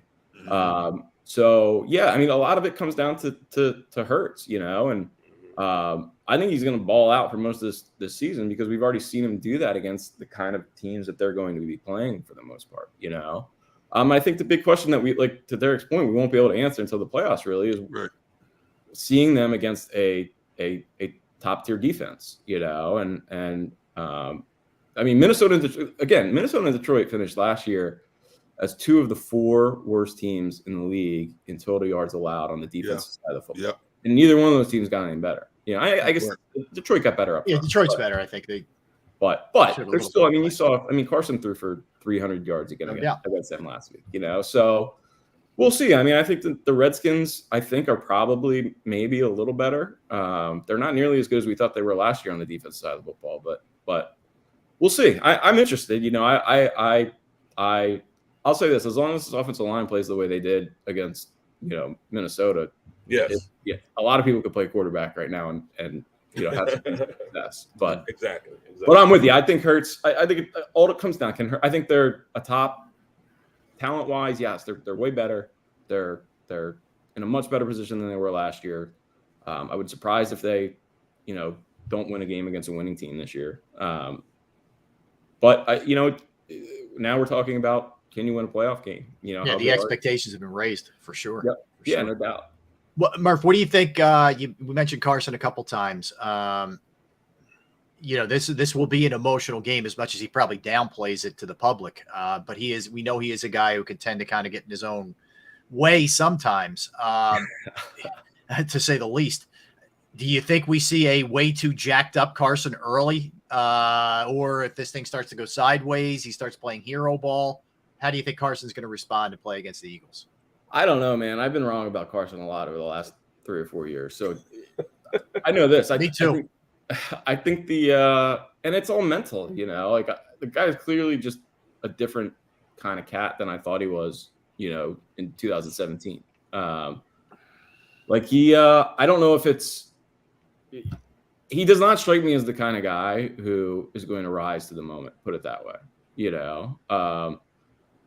He seems more like the kind of guy who would get flustered by it, and I think if they can put pressure on him, he just can't make decisions at the speed that he used to make. And, you've seen that in the first 2 weeks of the season too. I've actually watched probably most of his throws over the first couple of weeks, just because I've been able to sit down and watch a lot of the games. Look, he's always been good. I mean, he's still good. You'd still rather have him than, probably Baker Mayfield or, very capable. Yes. Very capable. And look, the one look he'll give the Eagles defense that they have not seen the first 2 weeks of the season is a guy who can stand in there and make a throw 15, 20 yards down the field, even when he's got a lot of traffic around him. And Goff and Cousins just aren't that kind of, Goff and Cousins aren't that kind of quarterback. They're not gonna beat you that way. So they'll give him a different look, and it's why I think people still keep taking chances on Carson. And look, they won 9 games in Indianapolis last year with Carson Wentz. They have not won a game yet in Indianapolis this season with Matt Ryan and Frank Reich. So, I think he's probably still a little bit better of a quarterback for your team than a lot of people give him credit for. I mean, I would take him over, frankly, Cousins. He's big too, man. He's big and athletic. And he's got some mobility out of the pocket, which they haven't faced yet either. Right, with Goff right. and Cousins last week. But you're right. He just kind of melts down, and I don't know where that comes from, but it's been consistent enough for 3 years now that it's obviously a thing. So I'm interested to see how it works out. I know this. Vegas usually doesn't make teams 6.5 point favorites on the road in division games. If that's a pretty big line, man. When you consider it's now again, you got to keep in mind. I mean, I'm sure Vegas knows Eagles fans are nuts, and I'm sure they bet their team harder than anybody else. And but yeah, I mean, they're clearly the Eagles are on a different level right now than some of these other teams that people wonder if they are elite. They're definitely a better team than Washington. It just comes down to that. Do you think Carson is on his last hurrah? If he fails in Washington, this is it for him in terms of being a starter in the National Football League? No, I think I think in an ideal world you would say that. But I mean, look, the quarterback position is such right now that Geno Smith is starting for a team, you know. Oh yeah.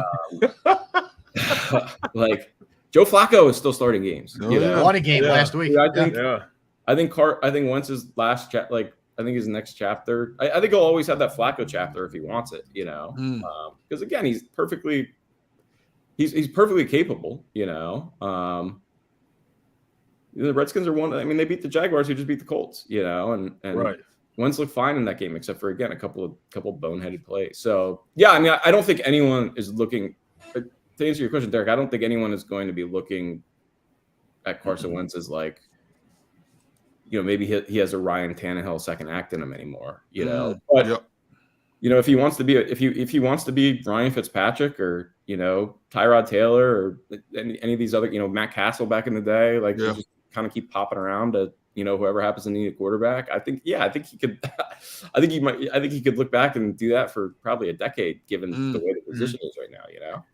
Murph, I did want to hit you with little Phillies before we get you out of here. Oh yeah, let's go. Come on, because you've been here, done that before, and covered this. And when this has gotten crazy for them, we know the history in last year, and 20, and 19, and 18, in this month, and it ain't good. Okay, and I know there's a lot of new faces. Not everybody was around for some of that mess, but it kind of has that feeling. It's starting to feel that way. And some key things that they need, like pitching, whether it's starting or bullpen, is abandoning them right now. What's your sense of where they are? Well, I think my sense is that it's a good thing that they're competing with Milwaukee right now, because really in the same, Yep. I mean, 2 games is still a lot this time of year, especially when you're playing, especially when it's over, a team that's also kind of can't get out of its own way. But yeah, I mean, 5 straight games isn't good. I think. Look, a lot of this has been smoke and mirrors all season. Pitching wise. They just don't have the horses, and they need Zach Wheeler. They absolutely need Zach Wheeler, and they need Sir Anthony, to be Sir Anthony, and they need, I mean, it's all going to come down. I don't know. All season I've been saying, I think the Phillies are good, but I don't think they're this good, and I'm not sure they have the pitching to do it. And I think they're going to do it. I think it would be awfully hard for them not to do it. I think, they've clearly showed us that they can bounce back from adversity all season, and I think that's actually a real thing, and I think they have that. And I mean, I think the bigger question is, what are you going to get out of Wheeler? Because if you make the playoffs and he's not in your rotation, then what does it even matter? Well, see, I don't understand that, David. I understand it was always going to be our Achilles heel. Pitching was going to be that. That's just by the nature of how we entered into this season. But I think we're going to score. We should be scoring more than we should right now. And that's the biggest fact. We should be able to outscore teams. I mean, a team scores 6. We should score 10. Well, you scored 11 last night. You scored 11. You gave up 18. The defense was just beyond brutal as well. But the pitchers that we were praising in July and August, this bullpen we were praising, all of a sudden has become a model of inconsistency. And I've never seen something like this. It's been a while since I've seen something like this where it all goes bad at once. Okay, you have 1 or 2 guys that may be up and down, but it's exactly. Now it doesn't make a difference who you put on the mound at any given time. You're sitting there going, "Oh, geez." Well, what's the lesson? Don't praise them. Yeah, you're right. Yeah, you're right. Yeah, but you know what? We were praising them when they made the managerial change, and all of a sudden, even though they were having injuries, it was gelling. You know, when Anthony stepped to the hill, it was lights out. Alvarado stepped to the hill, lights out. Stop. You know, these guys, they step lights out. Now all of a sudden, it's like, oh my, what's going to look? Prime example last night. Coonrad, Hand, all of them. You know, Brogdon. You know, it's like it's not just a job; it's an adventure. Yeah. You know, Gibson. My goodness, the most consistent pitcher has been Falters. And they won't let him pitch past 5 innings most of the time. Well, they're probably smart about that, but they let Gibson go last night, and I know. Gave him 12 hits. Don't get me started on Kyle Gibson either, man. Oh my goodness! I've been looking at this team all season, saying, you know, if you got Kyle Gibson in your rotation, you don't got a rotation, you know. But but he's been fine. Like, I'm with you, but I think it still comes down to more they just they were in a nice groove for several months, and you know, it was always wise to realize that this could happen. All I know is this: you look at teams like the Braves and the Mets. Just look at the arms that they have in their pen that they could run out every night. Yep. I mean, you said it yourself, Derek.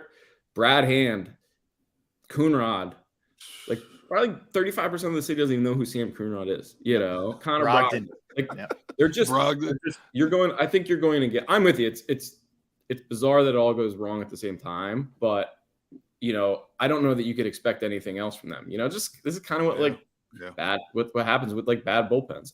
You know, like Barry said, they're just going to have to score runs consistently enough, and then throw strikes and let the chips fall. And I think they're going to. I think you know, this is a bad stretch, and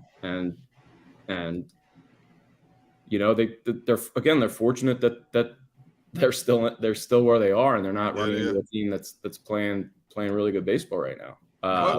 Thompson destroyed his bullpen last night. I mean, because Toronto lit him up. It may happen again tonight because Toronto is such a good hitting team. Yeah. And then what the heck are you going to do in an all-important 4-game series against the Braves this weekend? And by the way, Wheeler's on a pitch count tonight of probably about 45 pitches, so you will be leaning heavily on the bullpen again tonight. FYI. Who are you going to? The question is, I think it's more reasonable to say you got to score runs than to say this bullpen's got to be good. I agree. You need to win an 8-6 game tonight. But they need to, Derek, to your point, like they need Sir Anthony to be like he's their guy, you know, and they need him to be. If they get to like they have the 8th and 9th inning locked, if they, you know, like Alvarado's been great, you know, and he has. Sir Anthony's, you know, had some hiccups, but he throws 100, you know, and he's one of the better. He's one of the better arms. Like you're all right. You just got to win those games. You got to win the games that you can't give those away, you know, because I just don't know how much you're going to get out of the other guys. You know, like 7 runs is going to become 18. You know, a lot with those guys on the mound. Yeah. You know? Yep. Absolutely. But we'll see. I'm rooting for him. I think this city needs a Phillies playoff run, and if they get in there and Wheeler's healthy, I think that they can make a little noise because they have 2 Cy Young caliber starters. You know, that's why I'm so glad they went to the game. They saw that winning attitude at the game, so maybe that rubs off on them a little bit, you know, for Monday night. Yeah, you know, they get inspired. There you go. Inspired last night, but I was going to say, can Bradley Cooper pitch? By the way, so if we're just going by people who were at there, or James Harden, maybe. Right. They allowed 11 more points in the Eagles' defense. Oh, jeez, that's a good point. Good line. Murph, we'll go out on that note. Drop the mic. We appreciate it, man. We check out your work at Inquirer.com and on Twitter at @ByDavidMurphy. Thanks, Murph. Appreciate it, bro. Okay, take care. That's David Murphy. Always good insight from David. I like that you can jump around a little bit with him as well. All right, we're going to step aside. We'll come back. We'll dig a little bit deeper into the Phillies. And then, of course, we will go through our QB rankings, guys, in the NFL. We got some NFL news as well, a couple little updates, which we'll pass along to you. And we'll do some other stuff as well regarding the NFL, some stuff that's coming down as we speak. We'll do all of that when we come back. Derek Gunn, Barrett Brooks, Rob Ellis. We are Sports Take, JAKIB Sports YouTube Network. All right, let's talk about infrastructure management and Razor technology. IT infrastructure environments are more complex and heterogeneous than ever before. Consequently, teams struggle to respond to pressing issues with the speed necessary to promote positive business results, and the data that powers predictive monitoring and automation is left unexploited. Razor Technologies Razor Technology addresses this challenge with a holistic approach that connects every part of an organization's technology assets, enabling proactive and secure IT operations without sacrificing the agility that drives innovation. Razor Technology automates monitoring and management to bolster IT teams that are feeling stretched thin, and it improves auditing and reporting procedures so that actionable insights find their way to the leaders that need them most. Save time and money on your IT and cloud services and secure your organization with leading end-to-end infrastructure solutions by calling Razor Tech today at 866-797-3282, 866-797-3282, or visit us online at razor-tech.com, razor-tech.com.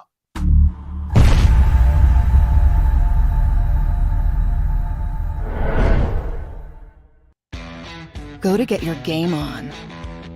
Go for the beers. Go for the cheers. Go for the hit and the hits. Go for the stakes and the stakes. Go to get your parlay on. Go to get your party on. Go for the scene. Go for the screens. Go for the gallery. Go for the win. Go to Ocean. Visit theoceanac.com to plan your visit. The greatest fans on earth. It's a bold statement, but would you expect anything less from Philadelphia? 58 years of heartache creates a toughness, a grit, a resolve not found in most. Sure, our prayers were answered, but now that we've had a taste, we're looking for more. Pondley Hockey, official partner of the Philadelphia Eagles. Action News at 11 with Rick Williams. It's the team you trust to bring it all together. The stories that impact your community. A sports roundup for the locals. And the AccuWeather forecast you depend on. Action News at 11 with Rick Williams. Go passionately. Go fearlessly. Go confidently. Go Birds! Go confidently towards your goals with First Trust, Philly's hometown bank for nearly 90 years, and the official bank of the Philadelphia Eagles. We're focused on getting you over the goal line. So go with conviction, go with trust, Go Birds!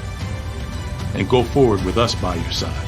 First Trust Bank, the official bank of Philadelphia dreams. Oh, and go Birds.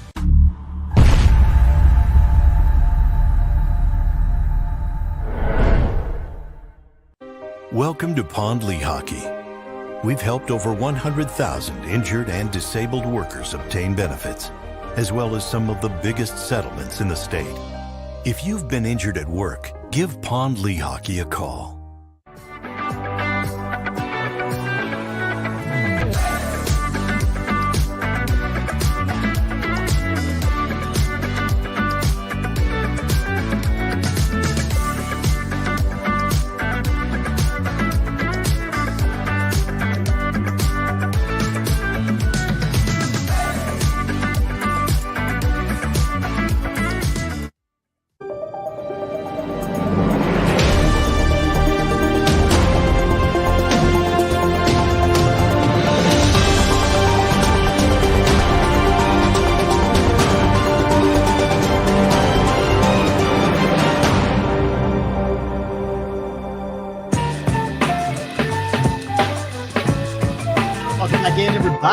Happy Wednesday to you. Thanks for hanging with us. We appreciate it. We are Sports Take, JAKIB Sports YouTube Network. Derek Gunn, Barrett Brooks, Rob Ellis coming up soon. You get to see me make a fool of myself. Yes, the gritty dance, which we got over 400 likes yesterday, and I agreed to do it, and I did it. And yes, I am regretful for having done it, but I'm man of my word, and we do it. Got to be more careful. I know. So we will roll that out in a little bit. You don't want to miss that. That's for sure. As I mentioned, coming up, we'll be doing our rankings of our quarterbacks, our power rankings. We'll do that in a little bit as well. Let me start. I just want to throw this out there NFL-wise, and we'll get into the NFL stuff in a little bit. But the suspension for Mike Evans has been upheld, so he will miss. I know Derek's excited because the Bucs are playing the Packers, but he will miss game number 3 of the season. Did Lattimore get suspended also? No. Speaking of the Bucs, they just put. You talk about a team, a walking mess. They just put running back Giovanni Bernard on IR and offensive lineman Josh Wells. That's another offensive lineman they're down now. This team is a walking mess. This is worse than the Giants. I feel like this is going to crumble, man. I know it's Brady, and how dare I, but it just feels that way for me. I mean, Mike Evans is out this week. No Giovanni Bernard. Offensive line just took another hit. Godwin's banged up. I mean, geez. How much more can this team endure? You just sent the what's his name is out now. The defensive lineman. What was his name? For Tampa? Yes. He just came from the Bears. Oh, Hakeem Hicks is out. Yeah. Hakeem Hicks is out. Yeah. Yeah. I mean, what else can happen to this team? I mean, I'm happy as Brady, but it feels like there is some trouble on the horizon for those guys, for that squad. I would think. But wow, they got Ryan Jensen on the injury reserve. At Ryan Jensen, Aaron Stinney, Cam Gill. Oh, Kenyon Barner's still on the team. Yeah, I didn't know that. Mike Evans. Next two games are Green Bay and Kansas City, by the way, for them. Yeah. Wow. Josh Wells and Giovanni Bernard and Hakeem Hicks. Doesn't get any easier, man. For sure. Yeah, they have a lot they're dealing with. They're fortunate they're in a bad division. And they're in a conference like we talked about that's very wide open, that's for sure. So yeah, no Mike Evans this week. Was not and by the way, they restructured him in the offseason. So this is going to be like a pittance. He's not going to lose that. He's losing barely any money because he's not making much in just general salary because they move things around. Yeah, so he gave him a bonus. Yeah, he got a little fortunate. That's for sure. All right, so Phillies. We mentioned it with David Murphy, but they lose 18-11 last night. They are now 7-9 in the month of September. They're 80-67 on the season. They've lost 5 straight. They have 15 games left, guys. The magic number is 12 for the Phillies. The more troubling part of this is they've dropped 16 of their last 20 to teams with records above 500. They are not able to beat the good teams. Toronto is one of those teams who is above 500. Blue Jays last night, 21 hits, 10 extra base hits, 7 doubles, a triple, 2 home runs. Kyle Gibson goes 5. He should have been out of there after the first. 12 hits, 7 runs, a home run allowed. He's given up like 7 or more in his last 4 of his last 5 starts. He has stunk. Would you say they should have took him up after the first? Yes. Why did Thompson let him go 5 innings? I think because he didn't want to kill his bullpen. Yeah, well, he ended up killing it anyway. I know. I'm like, are you kidding me?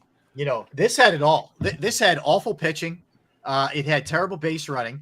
It had 3 errors. It should have been 4. One of them because Kyle Schwarber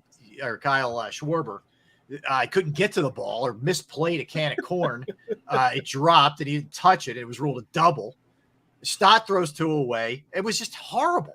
It was terrible baseball last night. You're never going to confuse Schwarber with being a speedster in the outfield, first of all. You're correct. What the heck was Bryce Harper thinking round at second base as far as he did? Now, he's smarter than that. You got to play better. You got to play smarter than that. Well, he's trying to force and press the issue, man. I understand that. Yeah, pressing's exactly right. Yeah, well, they pressed themselves right into a L last night too, didn't they? Yeah. I mean, you giving up 18 runs in September, and you're in a race for the playoffs. Thank goodness Milwaukee's pitching staff is just as bad as the Phillies. You're right. It's bad. Yeah, the Brewers did lose again last night. So the way this works, Phillies are up 2.5 over the Brewers for that 3rd spot. They also hold the tiebreaker. So if over the last 15 games, let's just say the Phillies go 7-8, the Brewers have to go 10-4. There's a big disparity there. That's not going to happen. So the Phillies very well could backdoor into this thing, but you would be really limping into the playoffs at that point if that were the case. You just need to get it together, and you need to pitch better. This is really a collective thing. You need to pitch better, defend better, and you need to hit better. And they're not getting enough in any of those categories. Now, last night, yes, they did fight back. They cut it to 7-5, and unfortunately, Harper got picked off second, which ended the inning, and that was a killer because they had some momentum going. But I don't know if it would have made any difference the way that they couldn't get anybody out. No. The bad news for the Phillies is they still have 5 games against Toronto and Atlanta back to back. Yep. The good news for the Phillies is then they have 7 games against the Cubs in Washington. Saving grace. Yep. So it's like the dam's about to burst, but hold on, because get your finger on the dam. Get a Band-Aid. There's some putty coming in the form of the Cubs in Washington. That's a good point. So hold on. Yeah, but man, Derek, I guess I could buy that more if the next 5 weren't against Toronto and the Braves. I know. You know what I mean? Like, what's it looking like by then? By the time you get to those teams, dude, they're gonna split both of those. Split what? They're gonna split them. Did you watch what Atlanta just did to them in Atlanta? I did. I don't want to think about that, Derek. Positive, bro. Positivity, man. Well, even if you try and get excited with Wheeler tonight, and I am excited that he's back. That's great that he's feeling. I'm not excited he's on a pitch count. Right, but let him go. 45 innings. I mean, 45 innings. 45 pitches is probably going to get him halfway through the second. Three. So what if he only goes 3 innings and 45 pitches in his first outing against this heavy-hitting Toronto team? Did you guys forget about how Wheeler was doing? Wheeler, that was one of the problems. Wheeler, he would have 70 pitches going into like the 4th and 5th. Yeah, his pitch counts were high. They were high to begin with. So what if he has 45? Wait, I'm just saying based on what we've seen the last 5 games of this pitching staff. What if he uses up 45 pitches, 2.5, 3 innings? Where the heck are you going in this bullpen? Which way? Who you calling from the bullpen? Really Alvarado probably has the most trust right now. Yeah, but you need him for like the 8th inning, 7th and 8th inning. No, I know. I don't know what to do early. What are you gonna do? You know what I think you might see? You might see Syndergaard. Oh, come on. No. Well, he's stretched out enough that he can give you 3 innings. Yes, he can. That might be what it is, Derek. He might pop in there in the 3rd or 4th inning and try and get you to the 7th. Okay. He's not a starter. He's not a starter anymore. Let him be that guy. Yeah. Okay. He'll be able to bridge it. That's his role now. What have we talked about when it came to Syndergaard since August? Derek, I told you we're not talking about that. You look at his number. Look at his numbers. I'm trying to be a realist, Mr. Brooks. Look at his numbers. Even when he won games for the Phillies, his numbers weren't great. They were hitting the ball. Yeah, it's a lot of contact. Now they're not hitting enough. You're going to put him in there against Toronto's lineup? Well, the other thing is you better field if your pitcher's allowing a lot of contact, and they weren't fielding last night. Well, that's the problem right there. Now, defense has been the problem, and it just reared its ugly head the past couple of weeks. Yep. We had gotten better defensively from like I'd say halfway through June, all of July, and then a week into August. A solid 2 months. Yeah, I know what it is. I agree with that. It's the ghost of Keith Hernandez. He started this mess. With the feeling. As soon as he yapped, everything changed. Exactly. So if I'm calling the bullpen tonight, hey, give me send it. No, I don't want him. What about him? Nah, I can't call him either. What about Kuhn? No, he screwed up last night. I can't call him either. Hey, can we get anybody down there from Lehigh real quick? Yeah. That's what I hear you. What are you gonna do? All right, so we'll see how it plays out tonight, but they certainly need to stop the bleeding. That is for sure. All right, so Nick Sirianni, players meeting with the media today. Interesting quote here from Jalen. He says, "Look, I'm able to accept criticism because I am my biggest critic." And I know we talked about Wentz a little bit in the last segment with David Murphy. That's one of the things I think Carson is really, as we've gotten to know him more as his career's progressed, I think it's one of his downfalls. Yes, I agree. And I think it's one of the things that really has allowed Jalen to grow the way that he has. He doesn't think he's perfect. He doesn't think absolutely he's got it all figured out. And I think Carson fell prey to that, man, or is falling prey to it. I think one of the biggest negatives to Carson was he did not take it on himself. It was always we. Yep. He never said it was started with me. I don't know the last time I heard him say it starts with me. But it's we. We got to do a better job. No, I haven't either. We got to do a better job of catching the ball. We got to do a better job of blocking. We got to do a better job of executing plays. But he never ended it with it starts with me. And I think that is a problem. Well, I mean, I'm just saying, Derek, you got to do a better job of analyzing things. Rob, you got to do a better job of leading the show. We got to make sure you make sure you put me in a better position. We got to make sure of that. You know what I'm saying? Yeah. I mean, Xander has to do a better job of doing this, but we have to make sure that Xander. You can't do that. I agree you know what I'm with saying? It's always we when it's a negative that I'm involved with. You're right. Yep. Right. We But got to he do a can't better say job. You can't say I. Yeah. That's not his vocabulary. Right. Yeah. We got to do a better job of putting Barrett in a position to accept more challenges. Well, I think it. We shouldn't do any more challenges. We should. No. Yeah, I agree. Yeah, right. We should not. We. All the way home. Oh, Not Yeah. I, but we. You're right. Talk it into belief. Oh, man. Yeah, I agree. Like, especially in his last year here, which would have Yes. been 20. It Yeah. drove me crazy when clearly he was awful. Okay, and he was throwing. I mean, just ill-advised throws and all that.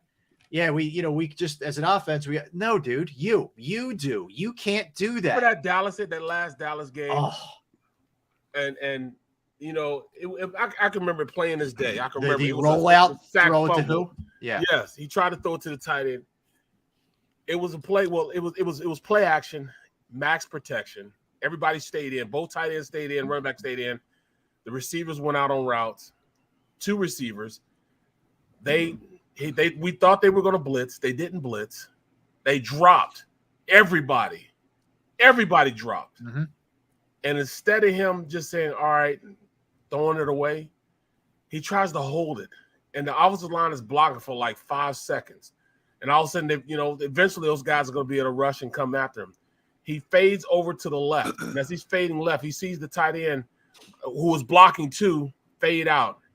And going to try to throw it to him. He pumps a third time. And all of a sudden he gets hit, fumbles the ball. Dallas gets it. They go in and score. Yep. I'm like, come on, man. Mm-hmm. Sometimes the defense win. They won on that play.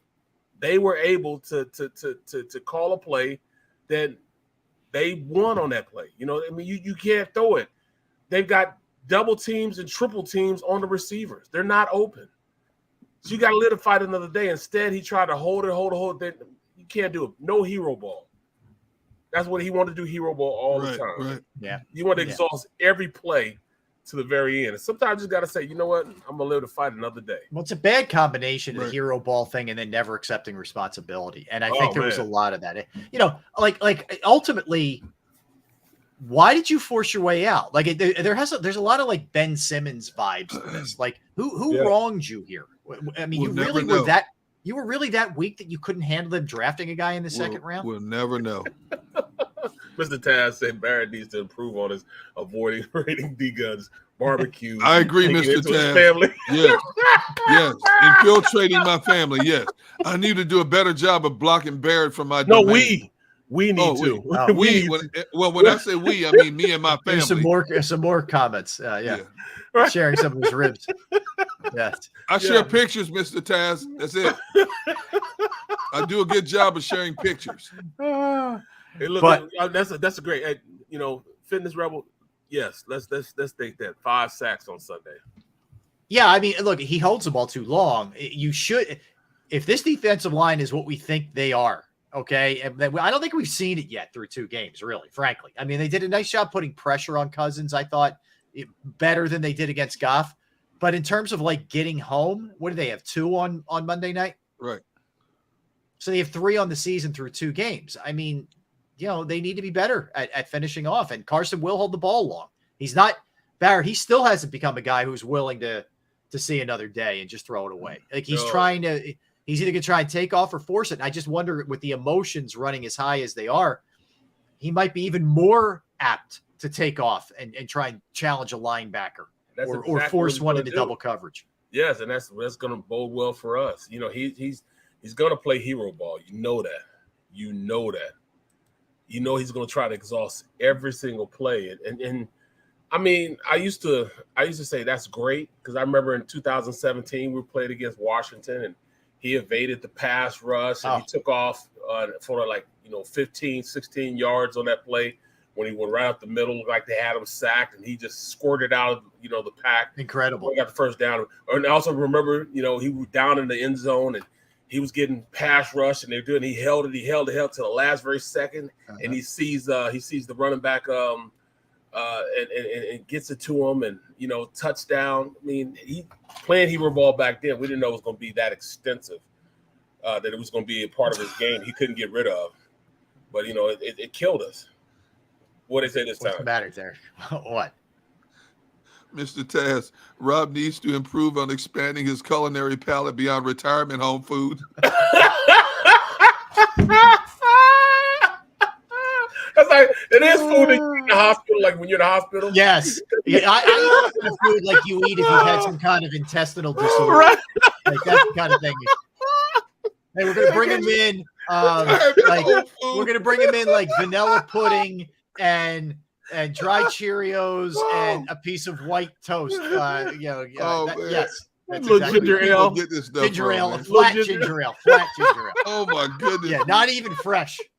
Yeah. Retirement home food.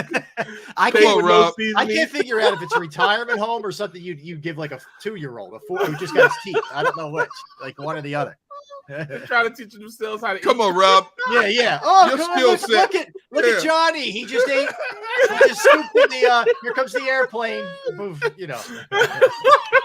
Come on, Rob. Your food's better than retirement home food. Come on, man.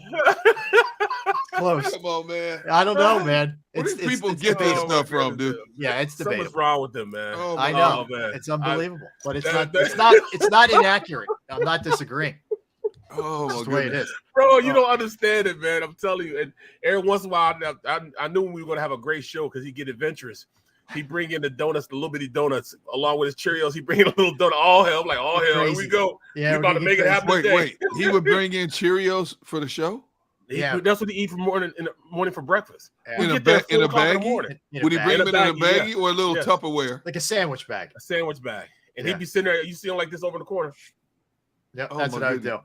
And then, he That's how I prep the show. I sit there and I do that. I eat it right out of the box, and then I just that's what I do. And But you Wow. get all this Great- magic. Yep, You get all this see? magic. Yeah. Wow. Then he get adventurous, right? He had the little donuts. You know Yeah, what I I'm like the saying? mini chocolate ones. The mini chocolate donuts. He have a couple of them. Yes. Oh, he get that energy burst. Boom. We're gonna have a great show there. Come on, Yeah. let's go. Here we go. Oh, my goodness. I know. Jeez. Not a lie was told. All right. So Prune juice connoisseur. Oh, my goodness. I do not drink prune juice. Let's be clear. All right. I'm bad. I'm not that bad. Okay, Oh, my I'm not goodness. that bad. Although I can't can't. take it, man. Orange juice gives me heartburn, so I don't. think- Yeah. What? Yeah. I don't know. Orange juice. Yeah, man. That's acidic, man. It is. Yeah, acidic. no, but I've never had that. No, I don't know what it is. I You don't like have apple GERD then. juice. Yeah, Huh? GERD, but see, apple juice doesn't give you GERD, but yeah. it gets me. Wow. Always been that way. I don't know what it is. All right, it's too They're much. gonna do a You got a medical sensitive study on palate. Rob. There's They're no- gonna do a medical study on I'm Rob. going to one day. donate my body to science. It's To a Cheerios factory. exactly. Yeah, I how do I not have a Cheerio endorsement by now? What is Exactly, what is man. going on? I don't know. It's You're unbelievable. worse Wow. than you're worse than my White Castle's addiction, man. And You know what I I'm am saying? worse than that Because I can agree. go without White Castles for about a month. Yeah, Then I I know. drive on up the road and I go up there. In fact, I tell Sanjay, look, hey Sanjay, I'm going to see one of our patients up Central Jersey. You need Yeah, you go there purposely so you can go Yeah, get your yeah. White Castle fix. Oh my I know. goodness. Oh my God! All right, so don't go anywhere. By the way, the gritty dance is coming very soon, very soon. So you want to stick around, and then we come back. We'll do some NFL talk, including our top 10 quarterback power rankings. Where does Jalen Hurts fall? Does Carson Wentz make the cut? We will do that all. You said AFC, right? Yes, AFC. No, QBs. We did Hey, AFC. Hey, Barry, you AFC see what Xander QBs. said? Oh, you Yeah, want to do AFC AFC QBs. QBs? Okay, we could do Yeah. that. Barry, you see what Xander said? What's up? And I agree with him 100%. What do you say? he said White Castle 12 times a year is It's too many. I'm telling you, man. But that's also grabbing like 6 burgers per time you roll in there. Yo, So that's like six 72. double cheeseburger. Yeah, that's like 72 Yes. times per Every Well, at once least- in a while, I get adventures. I get the surf and turf. Surf and turf is they give you a double, What? and they add a fish sandwich with a bun underneath it. Oh, that's even worse. Oh, You eat that fish? Surf and turf, yes. okay. Well, at least you're cleaning out your system 12 times a year. Oh, God, on that note. All right, so we'll come back. NFL talk a little later. We'll get some good open talk. Hey, some quality birthdays today, which we're going to tie into Yes, a sir. little topic as well. And also, I have a very cool on this date that you guys will both appreciate. All right. We will, and our, as well, our audience. We'll do that when we get back. We are Sports Take, JAKIB Sports YouTube Network on this Wednesday. All right. Let's talk about Flynn Tree Services, because Flynn Tree Services is an experienced, licensed, and insured Pennsylvania tree service company that will trim or remove any unwanted trees off of your property. They are a cost-effective solution to any tree problem that they have, that you may have. So if you have any type of tree issues, if you do, they are just a quick phone call away. They are experts at trimming all types of trees and serve southeastern PA, South Jersey, and northern Delaware. Flynn Tree Services specializes in tree removal, stump grinding, and tree pruning. Keep in mind, storm and hurricane season, it is upon us right now. This is a great time to have your trees evaluated. You want to make sure, look, you got an older tree, you might have some branches that are a little bit loose. You don't want to mess around with that. It could cause damage to your property, could potentially hurt somebody. So you want to get that taken care of. You can go to their Facebook or their Instagram page for more information or a sampling of their work. Give Flynn Tree Services a call at 610-850-2848. 610-850-2848 or online at flynntreeservices.com. That's flynntreeservices.com.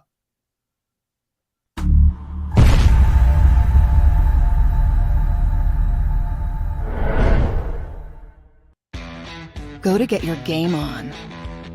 Go for the beers. Go for the cheers. Go for the hit and the hits. Go for the stakes and the stakes. Go to get your parlay on. Go to get your party on.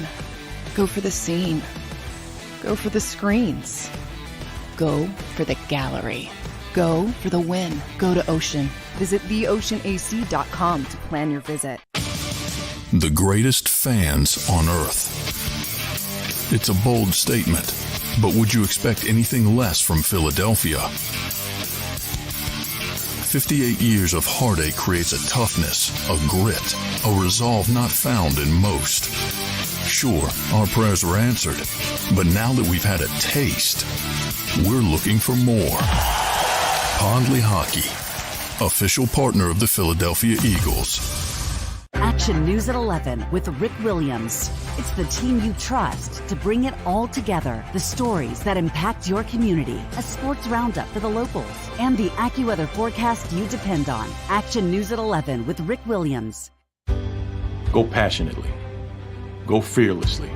Go confidently. Go Birds! Go confidently towards your goals with First Trust, Philly's hometown bank for nearly 90 years, and the official bank of the Philadelphia Eagles. We're focused on getting you over the goal line. So go with conviction, go with trust, Go Birds! and go forward with us by your side. First Trust Bank, the official bank of Philadelphia dreams. Oh, and go Birds.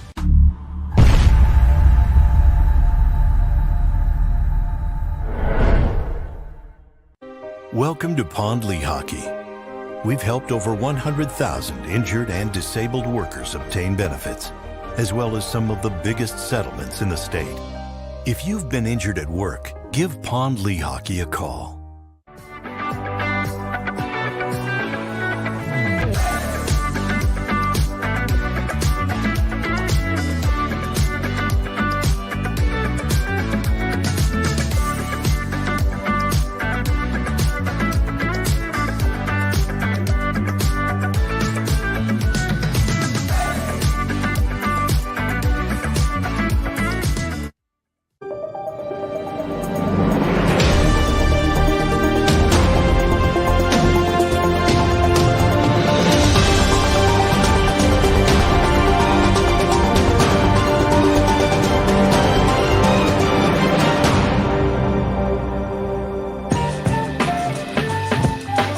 What's up, everybody? Thanks for hanging with us on this Wednesday. We are Sports Take, JAKIB Sports YouTube Network. Reminder, on Friday, we will have former Eagle, former Washington football player, Giant as well, Brian Mitchell will be joining us on Friday. Looking forward to talking to B. Mitch, who is a straight shooter. He covers the Washington football team down there in D.C., so we will talk to him on Friday. Derek Gunn, Barrett Brooks, Rob Ellis with you. All right, let's talk a little NFL, guys. This is a weird one. I didn't see anything from this initially after the game on Monday, but apparently Bills offensive lineman Bobby Hart got suspended one game for hitting a Titans coach. Apparently he was trying to, he got into a thing with one of the Titans who were his former teammate. Right. And trying to hit him, he hit one of the players. Anyway, he got whacked for a game. I didn't see anything on this. I didn't see it either. You know, and it hasn't been much of a topic since it happened. I don't know if the cameras didn't catch it or what, but you know what? Just goes to show you, don't do the crime if you can't do the time. You know, you see that happening. You see that happening in boxing a lot. You know, referee steps in and tries to break up two guys in a clinch, and the guys are still swinging. All of a sudden, one steps back. Referee face down, boom, go. You know, yeah. I didn't see that. Didn't see that happen. But No, you do see it. Yeah, for sure. you know, John Runyon doesn't joke around, man, when it comes to handing out these penalties. It's so ironic that John is the guy handing down penalties for behavior, isn't it? Well, that's just like, you know, just like a cat burglar. What better guy to learn what cat burglars do than a cat burglar? You know, It's a good point. So you know, what better guy to know about being one of the dirtiest players in the league is the dirty player. I hear you. Yeah. Yo, Hey, man. did you know that Judge hit his 60th home run yesterday? Yeah. I know. Yes. Are we back in the steroid age again or something?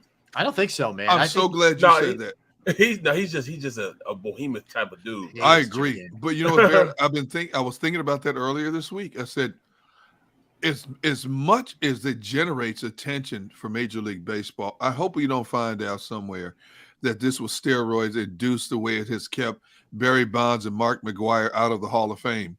You know, I hope it's just natural brute strength. This dude is what, 6'7"? Yes, Gigantic. he looks the part. He Yes. looks the part. He looks every bit of the If part. you were like, all right, show me a power hitter, like Right. his image is right there. I agree. I mean, he looks like he can go over there and rip a tree up by the roots. You know what I'm saying? Exactly. Just swing that. Modern day Paul Exactly. Bunyan. Yeah. I was watching Bugs Bunny, and that big team that came over, they was just The ripping Gas out House Gang. Yeah. Yeah. Yep. And Bugs Bunny played every position. right. Bugs Bunny on first, Bugs Bunny on second. Yeah. Bugs Bunny was awesome Man. that day, man. Yeah, he was. I just hope this is one of those great phenomenons in baseball history where this guy is just brute strong. And I hope it doesn't come up at the end of I the agree. season or post playoffs. You know, he was found to have this steroid in his system that wasn't detected until after. I just hope, man, baseball doesn't need another black eye like that. Yeah. Well, I can remember my boy. He played at the University of Kansas, played with the 49ers. He was Defensive Player of the Year, and then he got popped for HGH. He was the first guy to get popped for HGS. Dana Stubblefield. Stubblefield. All right. No kidding.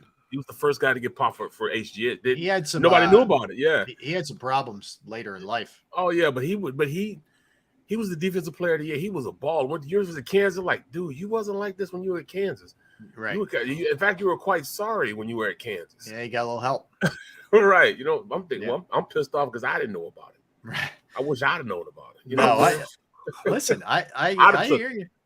But they said make your Johnson small. So I was like, What? can't do it. No, you Can't didn't do say it. that. Can't do it. No, you didn't go there. And no, Mrs. Brooks, we need you again. Please. It made not necessarily I'm gonna tell the truth. not the Frank, but the beans might have made it. You know what I mean? I was always told to tell the truth, man. Yes. Yeah. Why? I love it when we embarrass Derek. I love it. There's nothing better. Why? Oh my God. Frank some beans. Right? What was that on? Something about Mary Warren. Oh my goodness. The brother Warren. Yeah. Remember, it's like Where's my baseball? How did you do that? Yeah. Mrs. Brooks, can you please call your son, please? How'd you rip it up that far? Oh, that scene where Ben Stiller gets a cut. Oh man. We have a stage 4 bleeder. He's a bleeder. The whole fire department is looking at him like that's it. Yeah. And then the mother sprays that spray on him. Oh yeah. Oh. Right, she said, "How did you zip it up that far?" Oh. And then the dad's like, "Let me just take a look. It can't be that bad." He's like, yeah. Oh my goodness. That was one of the classic scenes. That's a great almost scene. like- and then he's being carried off, and he gives like the thumbs up as they're on the stretcher. Oh my goodness. Oh my God. All right. Where were we? I don't you know. started at that. Franks and Beans. You Franks and Beans. Where's my baseball? Oh right. my goodness. So Joe Hayden is retiring as a Brown, I believe, right? As a Brown, yeah, played for the Browns. Yeah. How many years did he get in? I'm surprised he's retiring now. He ended up having a good career. Remember, it started off bad. Yeah. And then he got it together. I don't know. He's pretty good when he's with the Steelers, too. That's right. That's right. Yeah. He's signing a 1-year deal with the Browns. Played 12 years, all told. 12. Years. Okay. All right. He's 33 years old. Great player. He had a heck of a career. Yeah. I give him props. Hey, this one was interesting, too. This kind of relates to the fight thing that we just talked about. I don't know if you guys noticed this when when some of that stuff was going down. It was a really chippy game between the Bucs and the Saints. But did you guys see Bruce Arians sort of like, out of nowhere? I'm like, I thought this dude was up in the booth. He's on the sideline jawing at Saints players. I'm like, man, sit your butt down somewhere, man. Get out of there. Like he really should know to do that though. Like, dude, can you imagine Howie like jaw jacking, as Derek would say, with some guy on another team? Like, and doing, man? if that was Howie, this fan base would light him up for doing that. Yep. I mean, come on, man, get back up in the box up there and have your cup of tea and your crumpets and all that stuff. Man, why are you on the field, dude? And the other part of it is to like, all right, you gonna jaw at these guys. Then what happens if they come back at you? You know what I mean? Yes. It's like don't do you've antagonized them and they'll get suspended, but what are you gonna do? Yeah, exactly. You know what I mean? Exactly. So he ended up getting a warrant. I guess their whole bench did, or their organization did, over sideline conduct. Basically. So he's a senior assistant to the general manager, and he was on the sideline. And was. Right. He was animated with Marcus Lattimore and some of the other stuff that was going down in the game. And we just mentioned that Evans got the one game for this thing. But that I don't know if they may end up telling him, dude, you can't be on the sidelines, which wouldn't surprise me. But even if the NFL doesn't, the team should. Right. Yeah. So anyway, so he got warned there. Kenny Golladay cleaned out his entire locker after the second game of the season with the Giants out of frustration. The problem is, like, I don't know, and they may end up cutting him. I don't know, but it's crazy dead money on the cap, and it's a lot of money to take on if you're an opposing team looking to trade for him, trying to resurrect him. But a lot of things have gone really well for the Giants so far this year. That's one that's been messy because Dable and the staff are not fans of his, and they inherited him, but they're stuck with him, and he doesn't want to be there either. So it's not a good situation. So how much money is he making this year? I'll pull it up. I'll pull it up right now. That's really crazy. It's a hefty contract. Yeah, it was like a $70 million contract to start off with, wasn't it? Yeah, 70 something. His deal is 4 years, $72 million total. Okay. He was the best. He's the best receiver. I mean, he was the best receiver in free agency that year. Yes, he was. Yeah. He was number one. What is he making? Okay, so he had a $3.4 million. He's making 13. So he had a $3.4 million signing bonus, 4.5 roster, like workout clauses, whatever. But the cap hit is 21.5, and the dead money is 31.5. So he's not going anywhere. So if I was his agent or his mom or whoever's close to him as an advisor, I would get on the phone and say, look here, Kenny. I understand you're not playing, but there's 13 million reasons why you should just put on that uniform. And if your uniform is clean every week, if they ask you to go get concessions for the rest of your teammates, I would be willing to do it because there's 13 million reasons why. Think about what you're doing, Kenny. All you have to do is go to practice. They don't want you to play a game.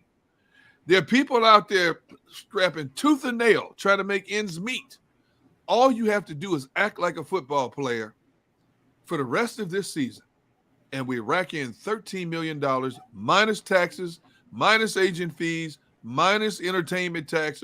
So you're still going to get about $6.5 million. Yep. You're going to sit there and do nothing. There's players that just can't get past themselves, man. You know what? I don't understand it, man. Those players need to go to a business class and understand the economics of what you're making compared to what you could be making out on the street in a common job. Yes, sir. That's what they need to do. If they told me not to breathe, I'd be like this. Yeah, me too.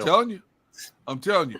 If you want me to just sit on the bench for the rest of this season and I don't have to sweat, where do I sign get up? my uniform dirty Yep. for a $7 million figure. I don't even care if it was even $1 million. After taxes, you're still getting $650. Yeah. Tell me where to sign up right Where are you going to make that outside of playing football? There you You're not. go. The answer is you're not. And it's Unless your not only are daddy's you name- not, it's not even close. Unless your daddy's name Trump or Gates, where are you going to pick up the kind of coin? Or Brady. Or Brady. Or Where you Brady. can get that kind of coin? Yeah. No, very fair. Sign me up. They can always go in your backyard. That's right. Stay in your backyard. Live like the Huxtables, millionaire Huxtables. Who you talking to? Who you, I don't think you want to go and size up the haves and the have-nots because I'm on the side of the have-nots. What? You are on the side of the haves. Come on, Derek. You use the cloak and dagger. Will I buy it used? Yeah, old. But you buy it, you still can get it. You have means to get it. I have means to put food, bread, and water on my table. That's it. And the backyard looks amazing. I had to rob a neighbor to get the money for the backyard. It happens. Yeah. You up here talking on TV, and Trish is out there working her butt off. Right. So for you, man. That's right. I tell Trish, what you doing home? You Let better get back to work. You get in trouble, man. Let me stop before you get in trouble. Now man. she's not here right now. I can say what I want to say right now. You're like, what time is it? Where are you at? Yeah, I know. When she leave, I'll be talking. Oh, no doubt. No doubt. AFC Players of the Week. Tua gets it offensively. Not a surprise. Jalen Watson, I didn't see this one coming, but he had the interception on Thursday night and, went 100 yards, whatever it ended up being for the Chiefs. He's a rookie, by the way, late round pick. Special teams. He got torched a couple plays before that, though. He did. He did get beat before. You're right about that. You're right. Brandon Mann of the Jets, which we'll get into in a minute, wins it for special teams. And then on the NFC side of it, Amon-Ra St. Brown for Detroit. Yep. Darius Slay, who we talked about a little bit earlier for the Eagles. It's the 5th time he's won it since 2016. Graham Gano from the Giants gets it for special teams. So that leads me into this. Nick Chubb taking the blame for the Browns' loss on Sunday. Look, I give him props for falling on the sword. Absolutely not your fault, Nick Chubb. It is your team's fault. So the way this went down, so Chubb scores with 1:55 left. At that point, the Browns go up 30-17. Okay, so let's start with this. Their field goal kicker misses the extra point. Right. Okay, so it would have been a 14-point game. Then the Jets go right down the field and score. They get into onside kick and go down the field and score again, and you lose by 1. That's not on you, Nick Chubb. I know you could have slid down and eaten clock and all that. I get it, but come on, man. That was let's see. It was like a minute 40 seconds or something. Minute 55 when he scored. That's incredible. Yep. That's incredible. So Nick Chubb had 17 carries, 87 yards, average 5.1 yards per carry, had 3 rushing touchdowns, okay? Caught another 3 passes for 26 yards. Nick Chubb, you did your job. It wasn't Nick Chubb out there giving up 300-plus yards passing to Joe Flacco and 4 touchdowns and no interceptions and only sacked Flacco 2 times. Nick Chubb, that's not on you, man. You did your job. You earned your money. Yeah. Your defense is the one that needs to give a rebate back for their performance. Yep. And your special teams. There you go. Make an extra point, recover an onside kick, and you win the game. So there you go. Yeah, and again, good team guy and all that. Great. Not on you. Not your issue. All right, let's do our power rankings, fellas. I will give the floor to either one of you guys. Whoever wants to do your AFC QBs. Who went first last time? I'll go first, I did. Man. I did. Mr. Brooks. Wait, did you do 5 or 10? I'm just curious. I went back and did 10. Okay, all right. I went back and did the 10. exercise properly. Thank you.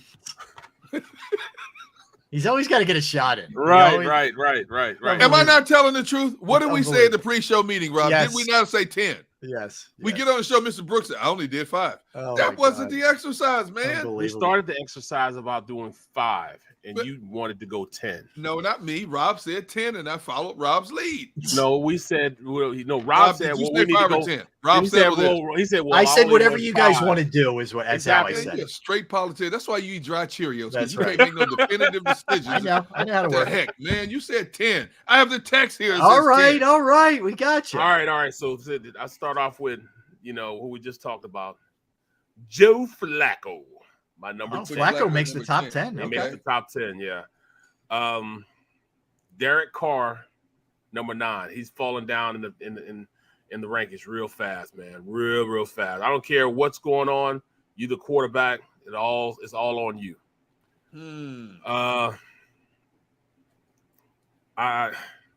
Then it gets real tough, man. It gets real tough, Once again, it gets real tough, man. After that, I'll go Trevor Lawrence then. Okay, interesting. Wow. Okay. From Trevor Lawrence, Mac Jones. Jeez. Rob said, jeez. No, he's not wrong. I It's just know. there's not a lot to choose tough. from. Right, It's Mac tough. Jones. And I was going to flip-flop, Joe Burrow and Mac Jones, but I'll go Joe Burrow. He hasn't done anything for me. No, he's been bad. In a while, yeah. He's been bad. Then Russell Wilson. Then Lamar. Herbert. Mahomes and Allen. It's a good list. The problem is, like we were talking about earlier. Problem is we should have just did 5. That's the problem right there. That's the problem right there. No, you're not wrong. First of all, but you get beyond. You really get beyond 6, and you're stretching things with the way. Yeah, you're treading water then, you know, because my 5, 6, and 7 and 8 could all be the same. You know what I'm saying? 5, 6, 7, 8. You got, Russell, Burrow, Lawrence, Jones. All those guys are, right in the same boat. Well, right. I would say I wouldn't necessarily put Trevor Lawrence square in the category, but like Burrow, Wilson have grossly underachieved so far. Very much so. Very much so. No question. Very much so. And Carr. Carr too. Yep. Very fair. How about you, Gunnar? What do you got? All right. Number 10, I put, you believe it or not, Jacoby Brissett. What? Completing almost 66% of his passes, only 2 touchdowns. Jacoby and you Brissett. talk about me. Wait. I didn't talk about you. I would agree with you. Going beyond 5 quarterbacks is crazy. I mean, you think about it, it's like. That's why I hate him. I know I hate him now. See? All right, number 9, I put Trevor Lawrence. He's completing 68% of his passes right now. It's not playing bad. I mean, no, it's not. Played pretty good last week. Number 8 is Russell Wilson because it just ain't clicking Wow, in Denver he's right real now. low. Something's wrong there, man. Yeah, what is it? He has weapons. Yeah, maybe Something's not Hackett right doesn't with that know what offense. he's doing. I can't like write the guy off totally, but it hasn't looked good so far. Yeah, something ain't clicking it. I got Joe Burrow at 7. I would have put him higher. People said, well, Joe Burrow has only 3 touchdowns and 4 interceptions. You know why? Because he's been dropped on his butt 13 times. Joe Burrow's trying not to get hit, and it's causing him to make mistakes. That's why I got him so low, man. That's why I got him so low. I have a Bears boy, Derek Carr, and this was a tough one at number 6. See? Carr's only completed 62% of his passes. He has almost as many interceptions as he does touchdown passes. That's crazy. So, man. with that offense they have. And and the coach that he's got. I mean, that is a quarterback coach. Yep. My number 5 is Lamar Jackson, because Lamar Jackson is the total offense right now. And they should have won that game. It wasn't on Lamar. Their defense let them down. Number 4 is Tua with 7 touchdowns, 2 interceptions. And he leads the league in passing right now, 739 yards. Number 3, Justin Herbert. Number 2, Mahomes. Number 1, Josh Allen. Now you put Tua up that high just because of what he's done, not for who he is. I'm still not a big Tua fan, but right now, Tua is like a kid in a candy store. That dude running all over the field like, Kyler Murray and slinging darts, man. When you got a receiver wide open like Tyreek Hill, you better not miss him. and he hit him. He hit his targets, and he had a great throw. The touchdown to put him ahead to Jalen Waddle. Waddle made a great effort at the goal, and Tua put it where he had to put it. So I don't want to do it because, as you know, I'm on record. I'm not a big Tua fan, but right now I have to put him at number 4. Hopefully he drops down about number 8 or 9 in a few weeks. Okay. All right. I'll go again. I'm with you guys. Like, the bottom of this is sketchy. All right. So I'm going to go Trevor Lawrence 10. I have him at 10. Okay. If in hindsight I'd flip these, but I have Mac Jones at 9. That should be flipped. Actually, let me change it. Mac Jones 10, Trevor Lawrence 9. I can't believe I have Burrow in this low, but I do. I have him at 8. I never thought I'd be saying that. Yep. I'm not impressed with Russell Wilson, but at least he's 1-1. I have him at 7. I don't love that. I would just lop off 7 through 10. I don't like any of it. Yep. Carr is 6. They've been disappointing big time. Herbert and Jackson, I think, are very interchangeable here at 4 or 5. I have Herbert at 4, Lamar at 5. Herbert at 5, Lamar at 4. I have 2 at 3 just because he's played very well and that offense is lighting it up. Mahomes at 2, Allen at 1. That's the way I went. But you could really anything 3 to 5 could be flipped around. I think with Lamar Jackson, Tua, and Herbert could be.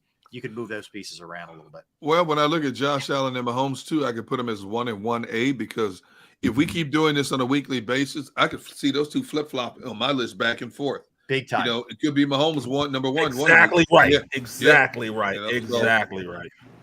Yeah. No, listen, I'm in agreement with that. And that's the tough part when you also have to guard against. It's not just them out there. If their offensive line stinks, you have to play into it a little bit. If they don't have weapon, like I think Mac Jones is going out there with very little, and he did get help this weekend. Aguilar makes a great catch, and a couple other things happened where those guys stepped up. But I don't think Belichick is still in the mindset that he's got Tom Brady, who can, work miracles with anybody, and it doesn't work that way, man. You got to get these guys some talent. Now, what's going on with Vegas? I don't know. Frankly, I can't figure it out. Is Carr not getting time? His offensive line isn't good, and they're not running the ball consistently. We do know that. I think I'm sorry. Go ahead, Bear. I was just saying I haven't delved that much into him. I got my own stuff going on now. Right. I think the biggest detriment to Mac Jones is the loss of Josh McDaniels. To be honest. Yeah. I mean, he was a much more efficient quarterback. That offense was more fluid last year, which was a big reason why they won 10 games. Now you got Matt Patricia, who I don't know who's calling plays in New England now. Right. I really don't. Judge, Patricia and Judge are like co-offense. I don't know. It's bad. Judge should be standing before a judge impersonating an offensive coach. That's the money that he stole in New York. Yeah. Oh my goodness. All right. So we'll come back and guess what? It's finally that time. Oh, gritty time, baby. The time I just thoroughly humiliate myself. Let me stretch out for this, man. I know my side. Yeah, hey, look, man. If we come back from this break and it's just you're staring at a chair, don't be surprised. I might just run for the hills. It's very possible. Get ready, folks. All right. So we'll do that when we come back. We got a bunch of other stuff to dive into as well. We'll circle back to a couple things and birthdays. We're going to tie in a couple topics as well. Good on this date also. So don't go anywhere. Derek Gunn, Barrett Brooks, now before we Rob Ellis, you better eat now or forever hold your peace. We will do that when we get back. We are Sports Take, JAKIB Sports YouTube Network.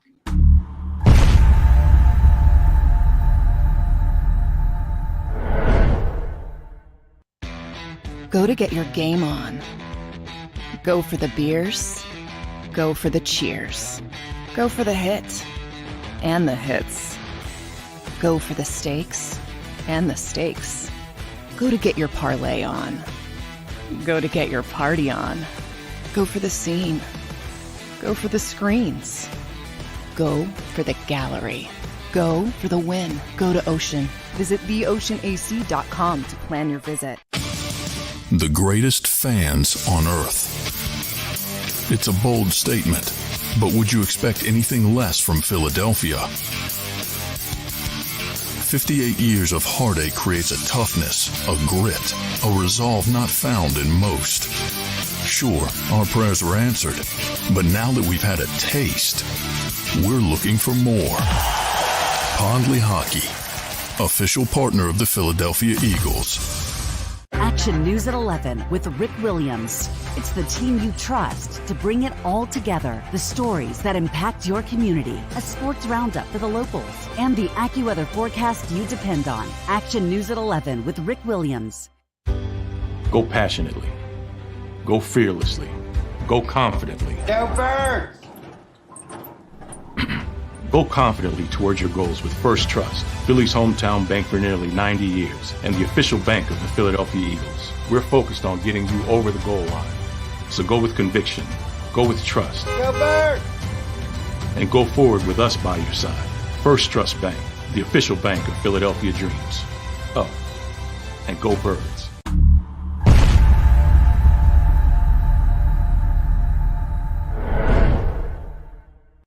Welcome to Pond Lee Hockey. We've helped over 100,000 injured and disabled workers obtain benefits, as well as some of the biggest settlements in the state. If you've been injured at work, give Pond Lee Hockey a call.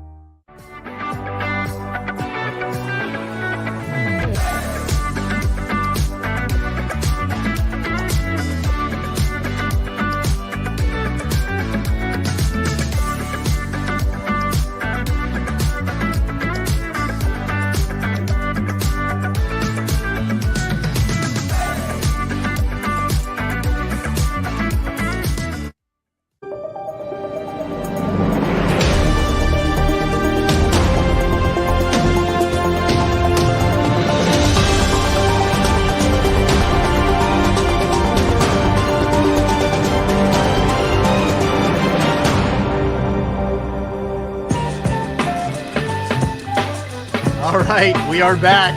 I had to move up closer to the computer for this.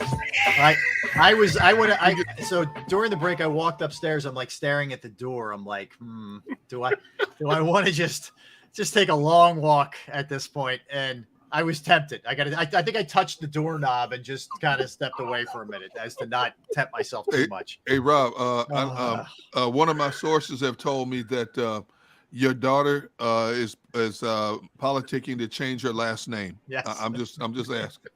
I hope she gets back from school. I don't know if she might just check out at this point. So guys, usually, as you can see in my glasses, usually when I look at the screen, I go a little bit over here for us. I put a little bit of our screen on one side for us, but then I have a larger side that I look stuff up on, and make sure I do everything right. I've got the big screen going. That means right here, the entire. Yeah, dog.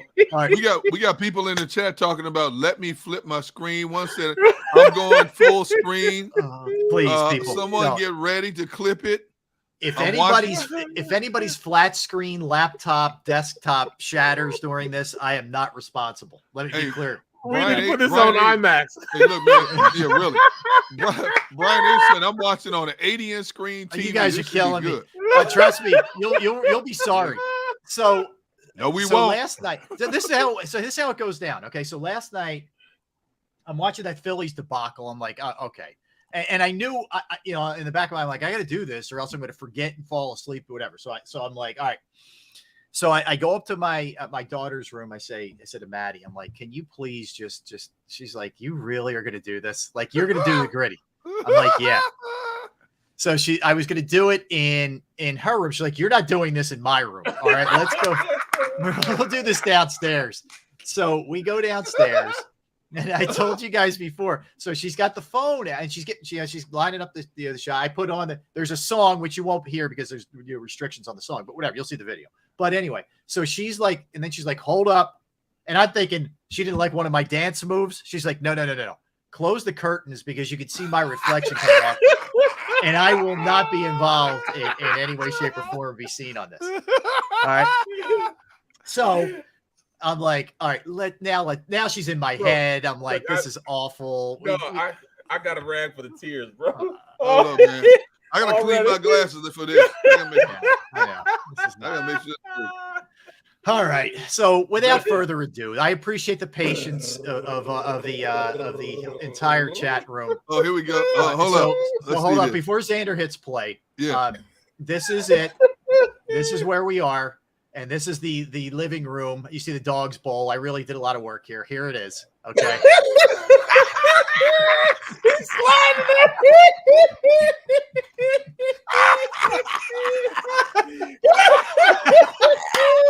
Oh my God! All right. So bad. It's so bad. Just happened. I look like I'm trying to avoid stepping in dog crap. He's sliding with socks on.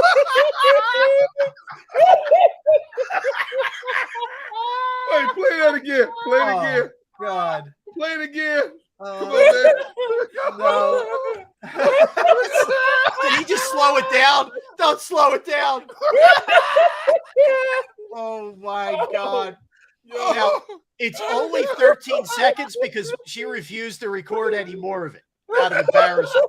I'm not kidding you, man. All right, let me have it, people. Let me have it in the chat section. I deserve it. All right, let's start with the comments. Here we go. All right. So let's start with this. Oh, my goodness. Chris, what was that? It was like a dash deal. Yeah. Look at dash deal. We're getting there. We're getting all of them. Okay, we'll get to everybody. All right, Mr. Right, Taz. hey, Bear, check this one out. Yo, what is that? Okay.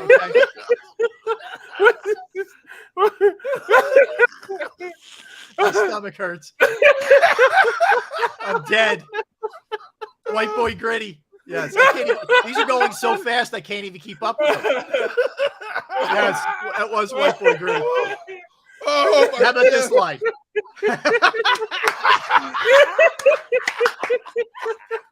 That might be the line of the day by Dion. Dion might have the line of the day. It's very possible. Oh, That my was- goodness. yeah. Look at Yeah. the cap going down the bottom. Look, he said, first we're singing, now this. What the? That's a good line by Mr. Taz. Oh, Yeah. my goodness. Oh, yeah. Yeah. He's that Oh. call it Pee Wee Herman. Keith Patrick called Pee Wee Herman. Yeah. It did look like Pee Wee Herman. He's right. Oh, my Oh, my goodness. goodness. Yeah. I can't take this, man. I can't take this shit, Yeah. man. Yeah. I Yeah. can't take this shit. It was unbelievable. They don't Like, even there- call it. They ain't even call it the gritty anymore. No, we've changed the Oh, my name. goodness. It's gone from gritty to something that rhymes with it. Yeah. Oh, my goodness. Yes. Yeah. That Oh, was man. bad. That was Man. bad, people. I deserve it. Like, I deserve every ounce of heat that I get for Dude. that, man. Mm. That was Oh, bad. my That goodness, was dude. amazing. Yeah. You know That's that's why I going on just YouTube. left town 80 miles an hour. Oh, my God. Your daughter may not come home, man, after you did this. Your I know. daughter may not come back home. Man. I'm telling you, man. Oh, my goodness. I think, honestly, goodness. it looked like I was trying to avoid, like, dog droppings. Like, that's what it looked like.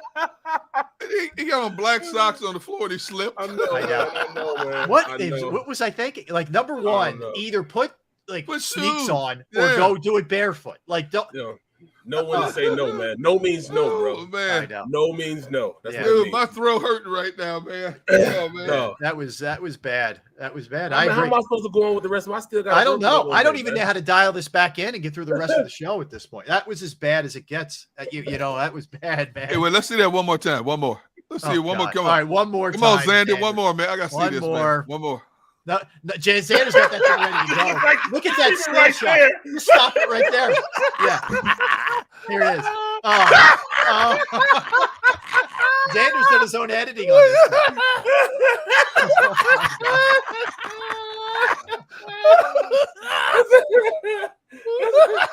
That's my dog. You know what? Hey, Oh. I gotta protect my dog. Y'all can't do that to him no more, okay? Oh my Oh, God. my Stop goodness. that. Stop that. Y'all stop doing my boy Rob like that. Oh, my We goodness. got to get past this, man. You know, host Oh, on host man. crime, man. We gotta stop this, man. Host on host crime. We can't do that to us. Yeah. Am I my brother's keeper? Yes, I am. My I God. gotta my be your goodness. keeper, man. You know what? I did everybody a service. Look at Gigi. I like He lost this right 15 here. pounds just laughing. So I'm here to help. I'm just here to help people. Oh my God. Oh, he put his hands up like this, bear, like a reindeer. Yeah, I was like, giddy up, horsey, giddy up. He did it with the. Xander, do we have any examples of people actually doing it the right way? Did we Yeah, come on, have any? Xander. Let's Oh, show. man. Let's see. Come on, Xander. See if you can find any. I don't think we could use like the NFL footage, Oh, but if my we can goodness. find any, yes, I do pay my debts. You can say that at least. I can't dance. Thank you, Chris. I Oh, can't dance, man. but I can do that at least. Bro, Oh, my I God. almost started, throwing dollars at you, dog. I know. Look like him, right? Oh my God. All right, here we go. Here's the way you really do it. This is Justin Jefferson compared to me. Okay, watch. Oh, man. Here we go. All right, so he gets look at There you this. There you go. Okay. I did get this part right. Yeah, you did. Yeah, you did. That's about it. Oh my God, man. Oh my goodness. Oh man, I can't breathe, man. How am I supposed to get through the day, man? I got to work on the day too, bro. Yeah. Oh man. How the heck? That was even by my standards. That was bad. That was me. Really bad. Rob, you already do. Always be my hero. That's now. right, man. You get my props, bro. Oh my! Again, one more. All right, one more. All right, come on. Oh my God. Oh my God. So bad. It's so bad. Make it stop. How about when I played to the camera for a minute there too? Right. Oh my God. All right. Holy crap. Oh man.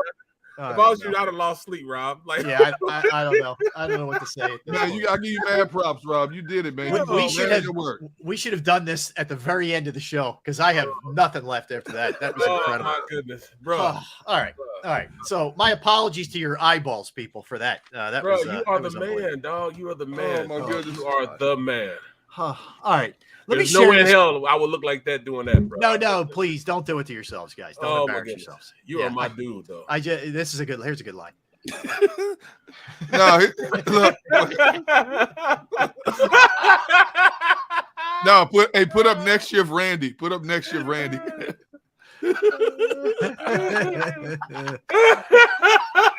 Oh my God! How about Kyle? Kyle almost crashed. I almost caused an accident. Bro, I really know right now. I really know the people upstairs right now are like, what is wrong with Dad? What is his problem? What the heck is wrong with him? Man, it's therapeutic to laugh. That's all I can say. It helps. Oh my goodness, laughing is good for the soul. It is good medicine. Yes. All right. I am good to go now, man. Man. That made my day, bro. Man, that made my day, dude. Let me tell you something. Yeah. I'm gonna remember this for a long time. By the way, the lines in the chat room, you guys are killing it, man, with the lines. They're good. Hey, you see what Xander said? Even Krause, his dad came into the room laughing. Oh God! All right. I don't even know where to go. I did want to hit you guys with this because it is like the epitome of we've gone too far with political correctness as far as this goes. So Drake May is a starting quarterback at North Carolina. Okay. Right. They play NC State. You guys know it's a gigantic rivalry. They're 20 miles apart. He's doing like a podcast or being interviewed this week, and they ask him about the game, and he said, "Look, I grew up here. His dad played quarterback in the 80s for Carolina. I grew up here. My dad played here. His brother played basketball. You remember his brother Derek May was like a tough power forward. That's right, for Carolina. Anyway, so it's in his blood. So he says to the person asking him about it, which was completely ridiculous, in my opinion.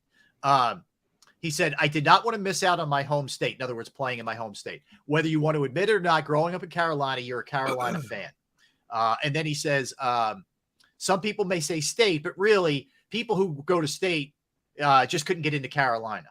Okay. All right. Okay. He was forced to have a press conference and apologize for what he said. Why? Saying people couldn't get, what this NC State couldn't get into North Carolina. Like, are we serious now? What happened to good old fashioned rivalry? That's fun. It's a dig. That's what you do. Yes. Duke and North Carolina do it to each other all the time when it comes to basketball. So what happened to good old fashioned? Yeah, what happened to good old fashioned? So he sat up there and he said, I made a remark about NC State. I want to apologize. I was answering a question about playing in state and said something I shouldn't have. I said it as a joke. It was inappropriate. I feel bad. I need to do a better job representing our university. He didn't trash the university. He didn't trash NC State. He didn't say anything vulgar, nothing demeaning. It is friendly fire across the battle lines of in-state rivalry. I don't get it. We got to stop. I mean, there's so many real things. Like Robert Sarver being forced out of ownership is a real thing. Yeah. Okay. That's absolutely. Real. Yeah. Okay. That's a good thing. That's a positive thing. But to make this kid sit there and apologize for that, give me a break. If I was that kid, I'd go in the transfer portal at the end of this season. You know what? That's how you treat people here. We can't even have fun. See you. I'm out. Yeah. Crazy. I'm going to tell you the truth, man. Some of the stuff that got said about Kansas State and Kansas was ridiculous, bro. Like, University of Kansas is actually a medical school. They're known, for being a medical school. Right. And Kansas State is an agriculture school, agriculture engineering school, so. Right. man, some of the stuff they said, that, all right, what are you guys doing them sheep down there? Doc, whatever. Man, it was some crazy stuff said, bro. Yeah. I mean, but it's is like interstate little rivalry. Yeah, it's nonsense. It's fun. It's what makes the stuff fun and good. Nobody's getting hurt. Nobody's doing anything, out of line. Anyway, it's a kind of a nothing story, but it just sort of tells you we're going too far with some of this stuff now. But I do want to circle back to that Sarver thing. So he is putting up he owns the Mercury too of the WNBA. WNBA, yeah. So the Mercury and the Suns, he's looking for suitors now for the team. Of course, he was suspended for a year by the league for making racially insensitive remarks, sexually insensitive remarks, misogynistic stuff, homophobic, whatever, across the board. He checked every bad box. And Adam Silver, unlike Donald Sterling, who there was like video and audio and all that, who he forced to sell the team. He didn't force him. He gave him a year suspension, but because the heat was turned up so greatly by players and people, around the league of influence, he is selling the team. So that's actually a real good thing.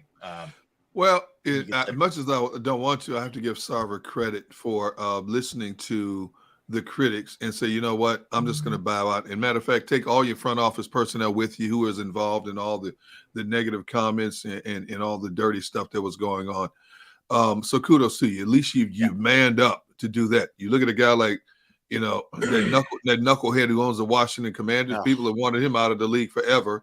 He's not budging. He's not giving, Oh, they're going to have to drag him out. Yeah. I mean, that is. They got you dead to rights. Yep.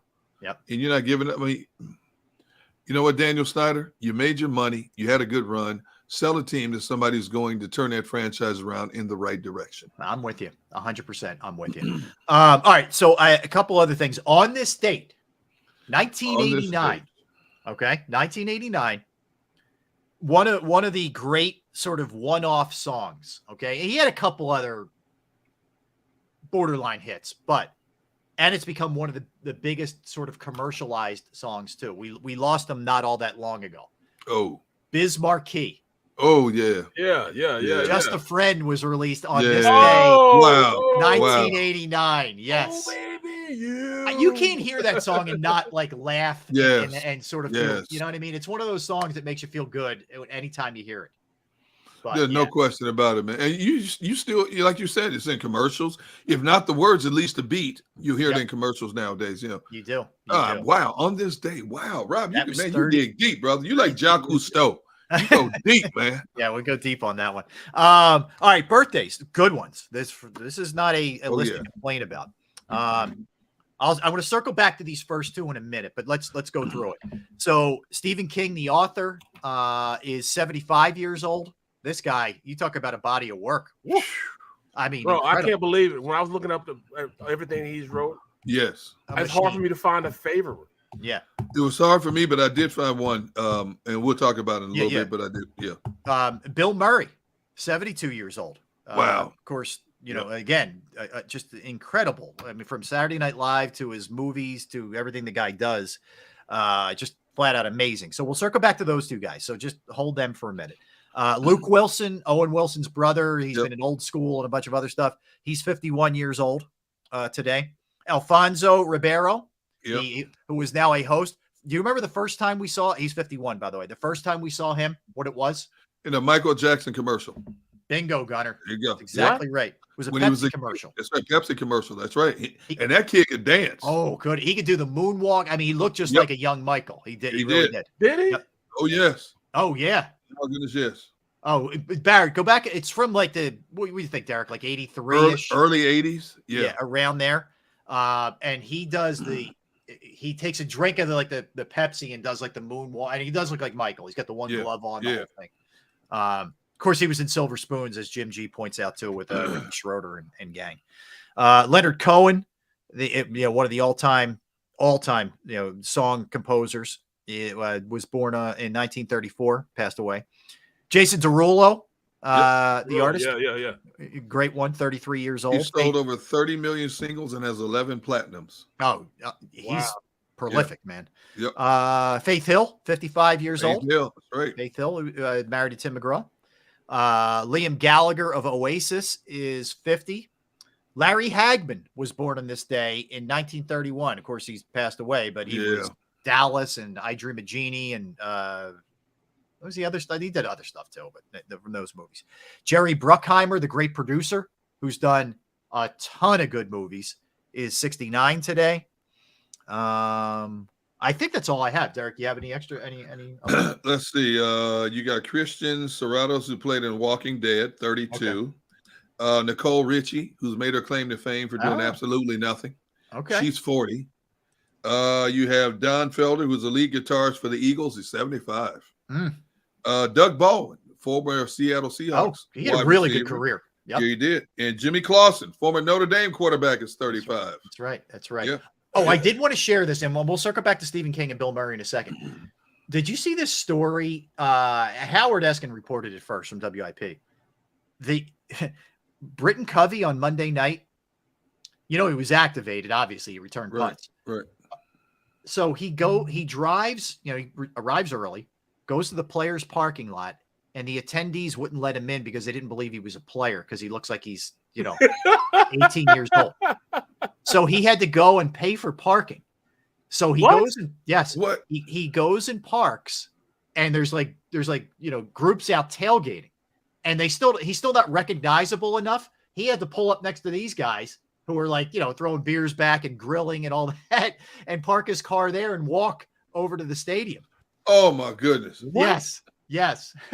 Can you imagine? Wow. Some attendees are going to get in trouble for that one. Yeah, someone's gonna hear about that one. Yeah. Y'all Somebody may Wale? not be doing that same job the next home that? game. Did y'all say Wale? No, is it Wale? Is Wale? It's Wale's birthday too. Yeah. Happy birthday, Wale. Yeah. So I thought I'd share the Britton Covey with Mama you guys. D too. Mama D is what's his name's mom? One of the rappers' mom down in the Housewives of whatever you call it. Oh, Real Housewives Mama of D, Atlanta. Oh, this is not Mama good D. for the Ellis family. Uh-oh, what happened? Xander just said the Ellis Gritty is posted on a YouTube short for the viewer's pleasure. Man, your family about to pack up and move out, dude. I know. You guys will be hearing, when I speak tomorrow on the show, to be like an echo because there's going to be no furniture, no bodies in the house. Man. Rob, what's that echo? I don't know. At least you have your dog, man. Bailey was there last night and witnessed that too. She might be done also. Usually they would just show up. Dogs would just go in and see what's going on. According to Gigi, I'm already trending on Twitter. I mean, come on. Wow. This is where I have to shut off social media today. Wow. Right. Hey, Bear, Rob's dog was watching her do the gritty and went, ooh, like Scooby-Doo. Yeah, she did. Yeah, she did. Right now, she's just sitting at the door, ready to make a run for the hills. Oh, my goodness. Oh, God. All right. So let's start with this. Let's start with Stephen King. So of all of this stuff that he's done, all the books that became movies, and I think he's written just screenplays too, not just books, but all the stuff that the guy's done. What would you say is your favorite, piece of work from him? I already know yours. Yeah, mine's easy. Yeah, mine's too easy. It's Shawshank. Yeah. It's all day. I'm obsessed with Shawshank. Yeah. You know what mine is? Stand By Me. Oh yes. That's an amazing movie, man. That's an amazing movie. I mean, when they go swimming, and that the leeches. And the leech got up. And he got the one that he fainted. Oh my God. Oh yeah. But then dude, the Barfarama. Oh my Come God. on, man! The story about the Barfarama. Yeah, the that written was story. Bro. That was amazing. That's man. You know what I love about him, Barrett? He'll go from horror where he's scaring the heck out of you to Stand By Me to Shawshank. The guy's got a lot of range, man, in the way that he writes. That's good. Good call. How about you, Derek? Man, I feel like I've known Stephen King forever. I mean, he started in the early 70s, and from Carrie, my goodness, to The Shining, The Shining. I mean, just a whole litany of great books that were turned into movies. And Shawshank was right there at the top, Rob. It was like number 2, but there's one. I was torn between The Shining and the one I'm picking is The Green Mile. I love that movie. I could watch that movie 100 times with Tom Hanks and Michael Clark Duncan. And unfortunately, Duncan died, way too young. But what a great movie. Man, but Shawshank Redemption, it's like there's so many of his movies that are right here. It's hard to separate them, man. Yeah, great call by both of you guys. I throw Misery in there too. It was really good. Yeah, that was crazy, man. Whoa, yep. That's a whole different level of crazy. Yeah, man. Oof. That's a good one. All right, Bill Murray movies. Well, that's easy. All right, go ahead. Caddyshack. No question. It's a Cinderella story. Dude, one of the greatest lines ever in a movie. And a stupid movie, man. In a movie where guys hated each other. And a lot of the lines, especially in the guest house, were ad-libbed. Bill Murray ad-libbed almost every line of the movie. Yeah. Yep. Yeah, but there's no question Caddyshack. When I think of Bill Murray, I think of Caddyshack. Good one. How about you, Barry? I mean, I like now that's the facts, Jack. Stripes. That's where I was going, man. Yeah. Yes. Yeah. But then you got, Ghostbusters, Groundhog Day. Groundhog Day is great. What's the other one? Scrooge was good. He was good as Scrooge. He's very good in that. What was yours? I was going to go Stripes, but okay. I'm with you. He and Harold Ramis, who was his buddy in it, like they're unbelievable. And John, a young John Candy in that movie. Yep. Do you remember? Yep. Man, he was so good. He was so good in that. But I like that. Two really, really good. That's the facts, Jack. That's the fact, Jack. Yeah, exactly. Yeah, that's one of those two. Like a lot of Bill Murray's, I'll if it's on, I'll just stop and I'll just watch a little bit of it at least. What about Bob's a good one too? Yeah. If you or any of you people touch me or my things, I'll kill you. I'll kill you. Yeah, I'll kill you. Psycho. That was Psycho. Yeah. Oh man, his real name is Francis. And don't ever call me Francis. Don't ever call me Francis. Yeah. What a great movie. And then the drill instructor says, "All right, lighten up, Francis." As soon as he says that to him. But that was good too. Yeah, they were all good, man. You can't go wrong with any of those. All right. So Eagles. I know he was in Jungle Book. Oh, was he one of the? Yeah, he's one of the animals. I think I'm going. As soon as the show's over, I'm going straight to YouTube. Please don't. Yeah. I mean, please. And I got to hit the like button. This is a good line by Joey. Daughter's principal call. Is everything okay at home?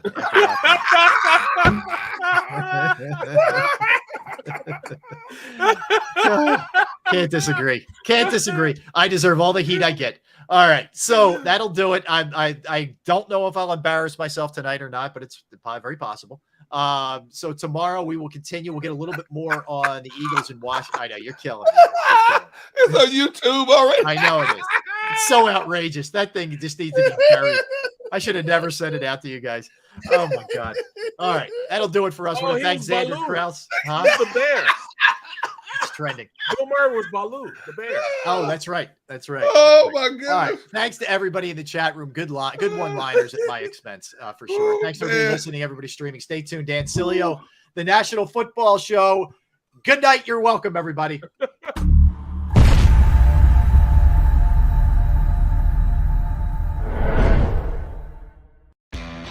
Go to get your game on. Go for the beers. Go for the cheers. Go for the hit and the hits. Go for the stakes and the stakes. Go to get your parlay on. Go to get your party on. Go for the scene. Go for the screens. Go for the gallery. Go for the win. Go to Ocean. Visit theoceanac.com to plan your visit. The greatest fans on earth. It's a bold statement, but would you expect anything less from Philadelphia? 58 years of heartache creates a toughness, a grit, a resolve not found in most. Sure, our prayers were answered, but now that we've had a taste, we're looking for more. Pondley Hockey, official partner of the Philadelphia Eagles. Action News at 11 with Rick Williams. It's the team you trust to bring it all together. The stories that impact your community. A sports roundup for the locals. And the AccuWeather forecast you depend on. Action News at 11 with Rick Williams. Go passionately. Go fearlessly. Go confidently. Go Birds! Go confidently towards your goals with First Trust, Philly's hometown bank for nearly 90 years, and the official bank of the Philadelphia Eagles. We're focused on getting you over the goal line. So go with conviction. Go with trust. Go Birds! and go forward with us by your side. First Trust Bank, the official bank of Philadelphia Dreams. Oh, and go Birds.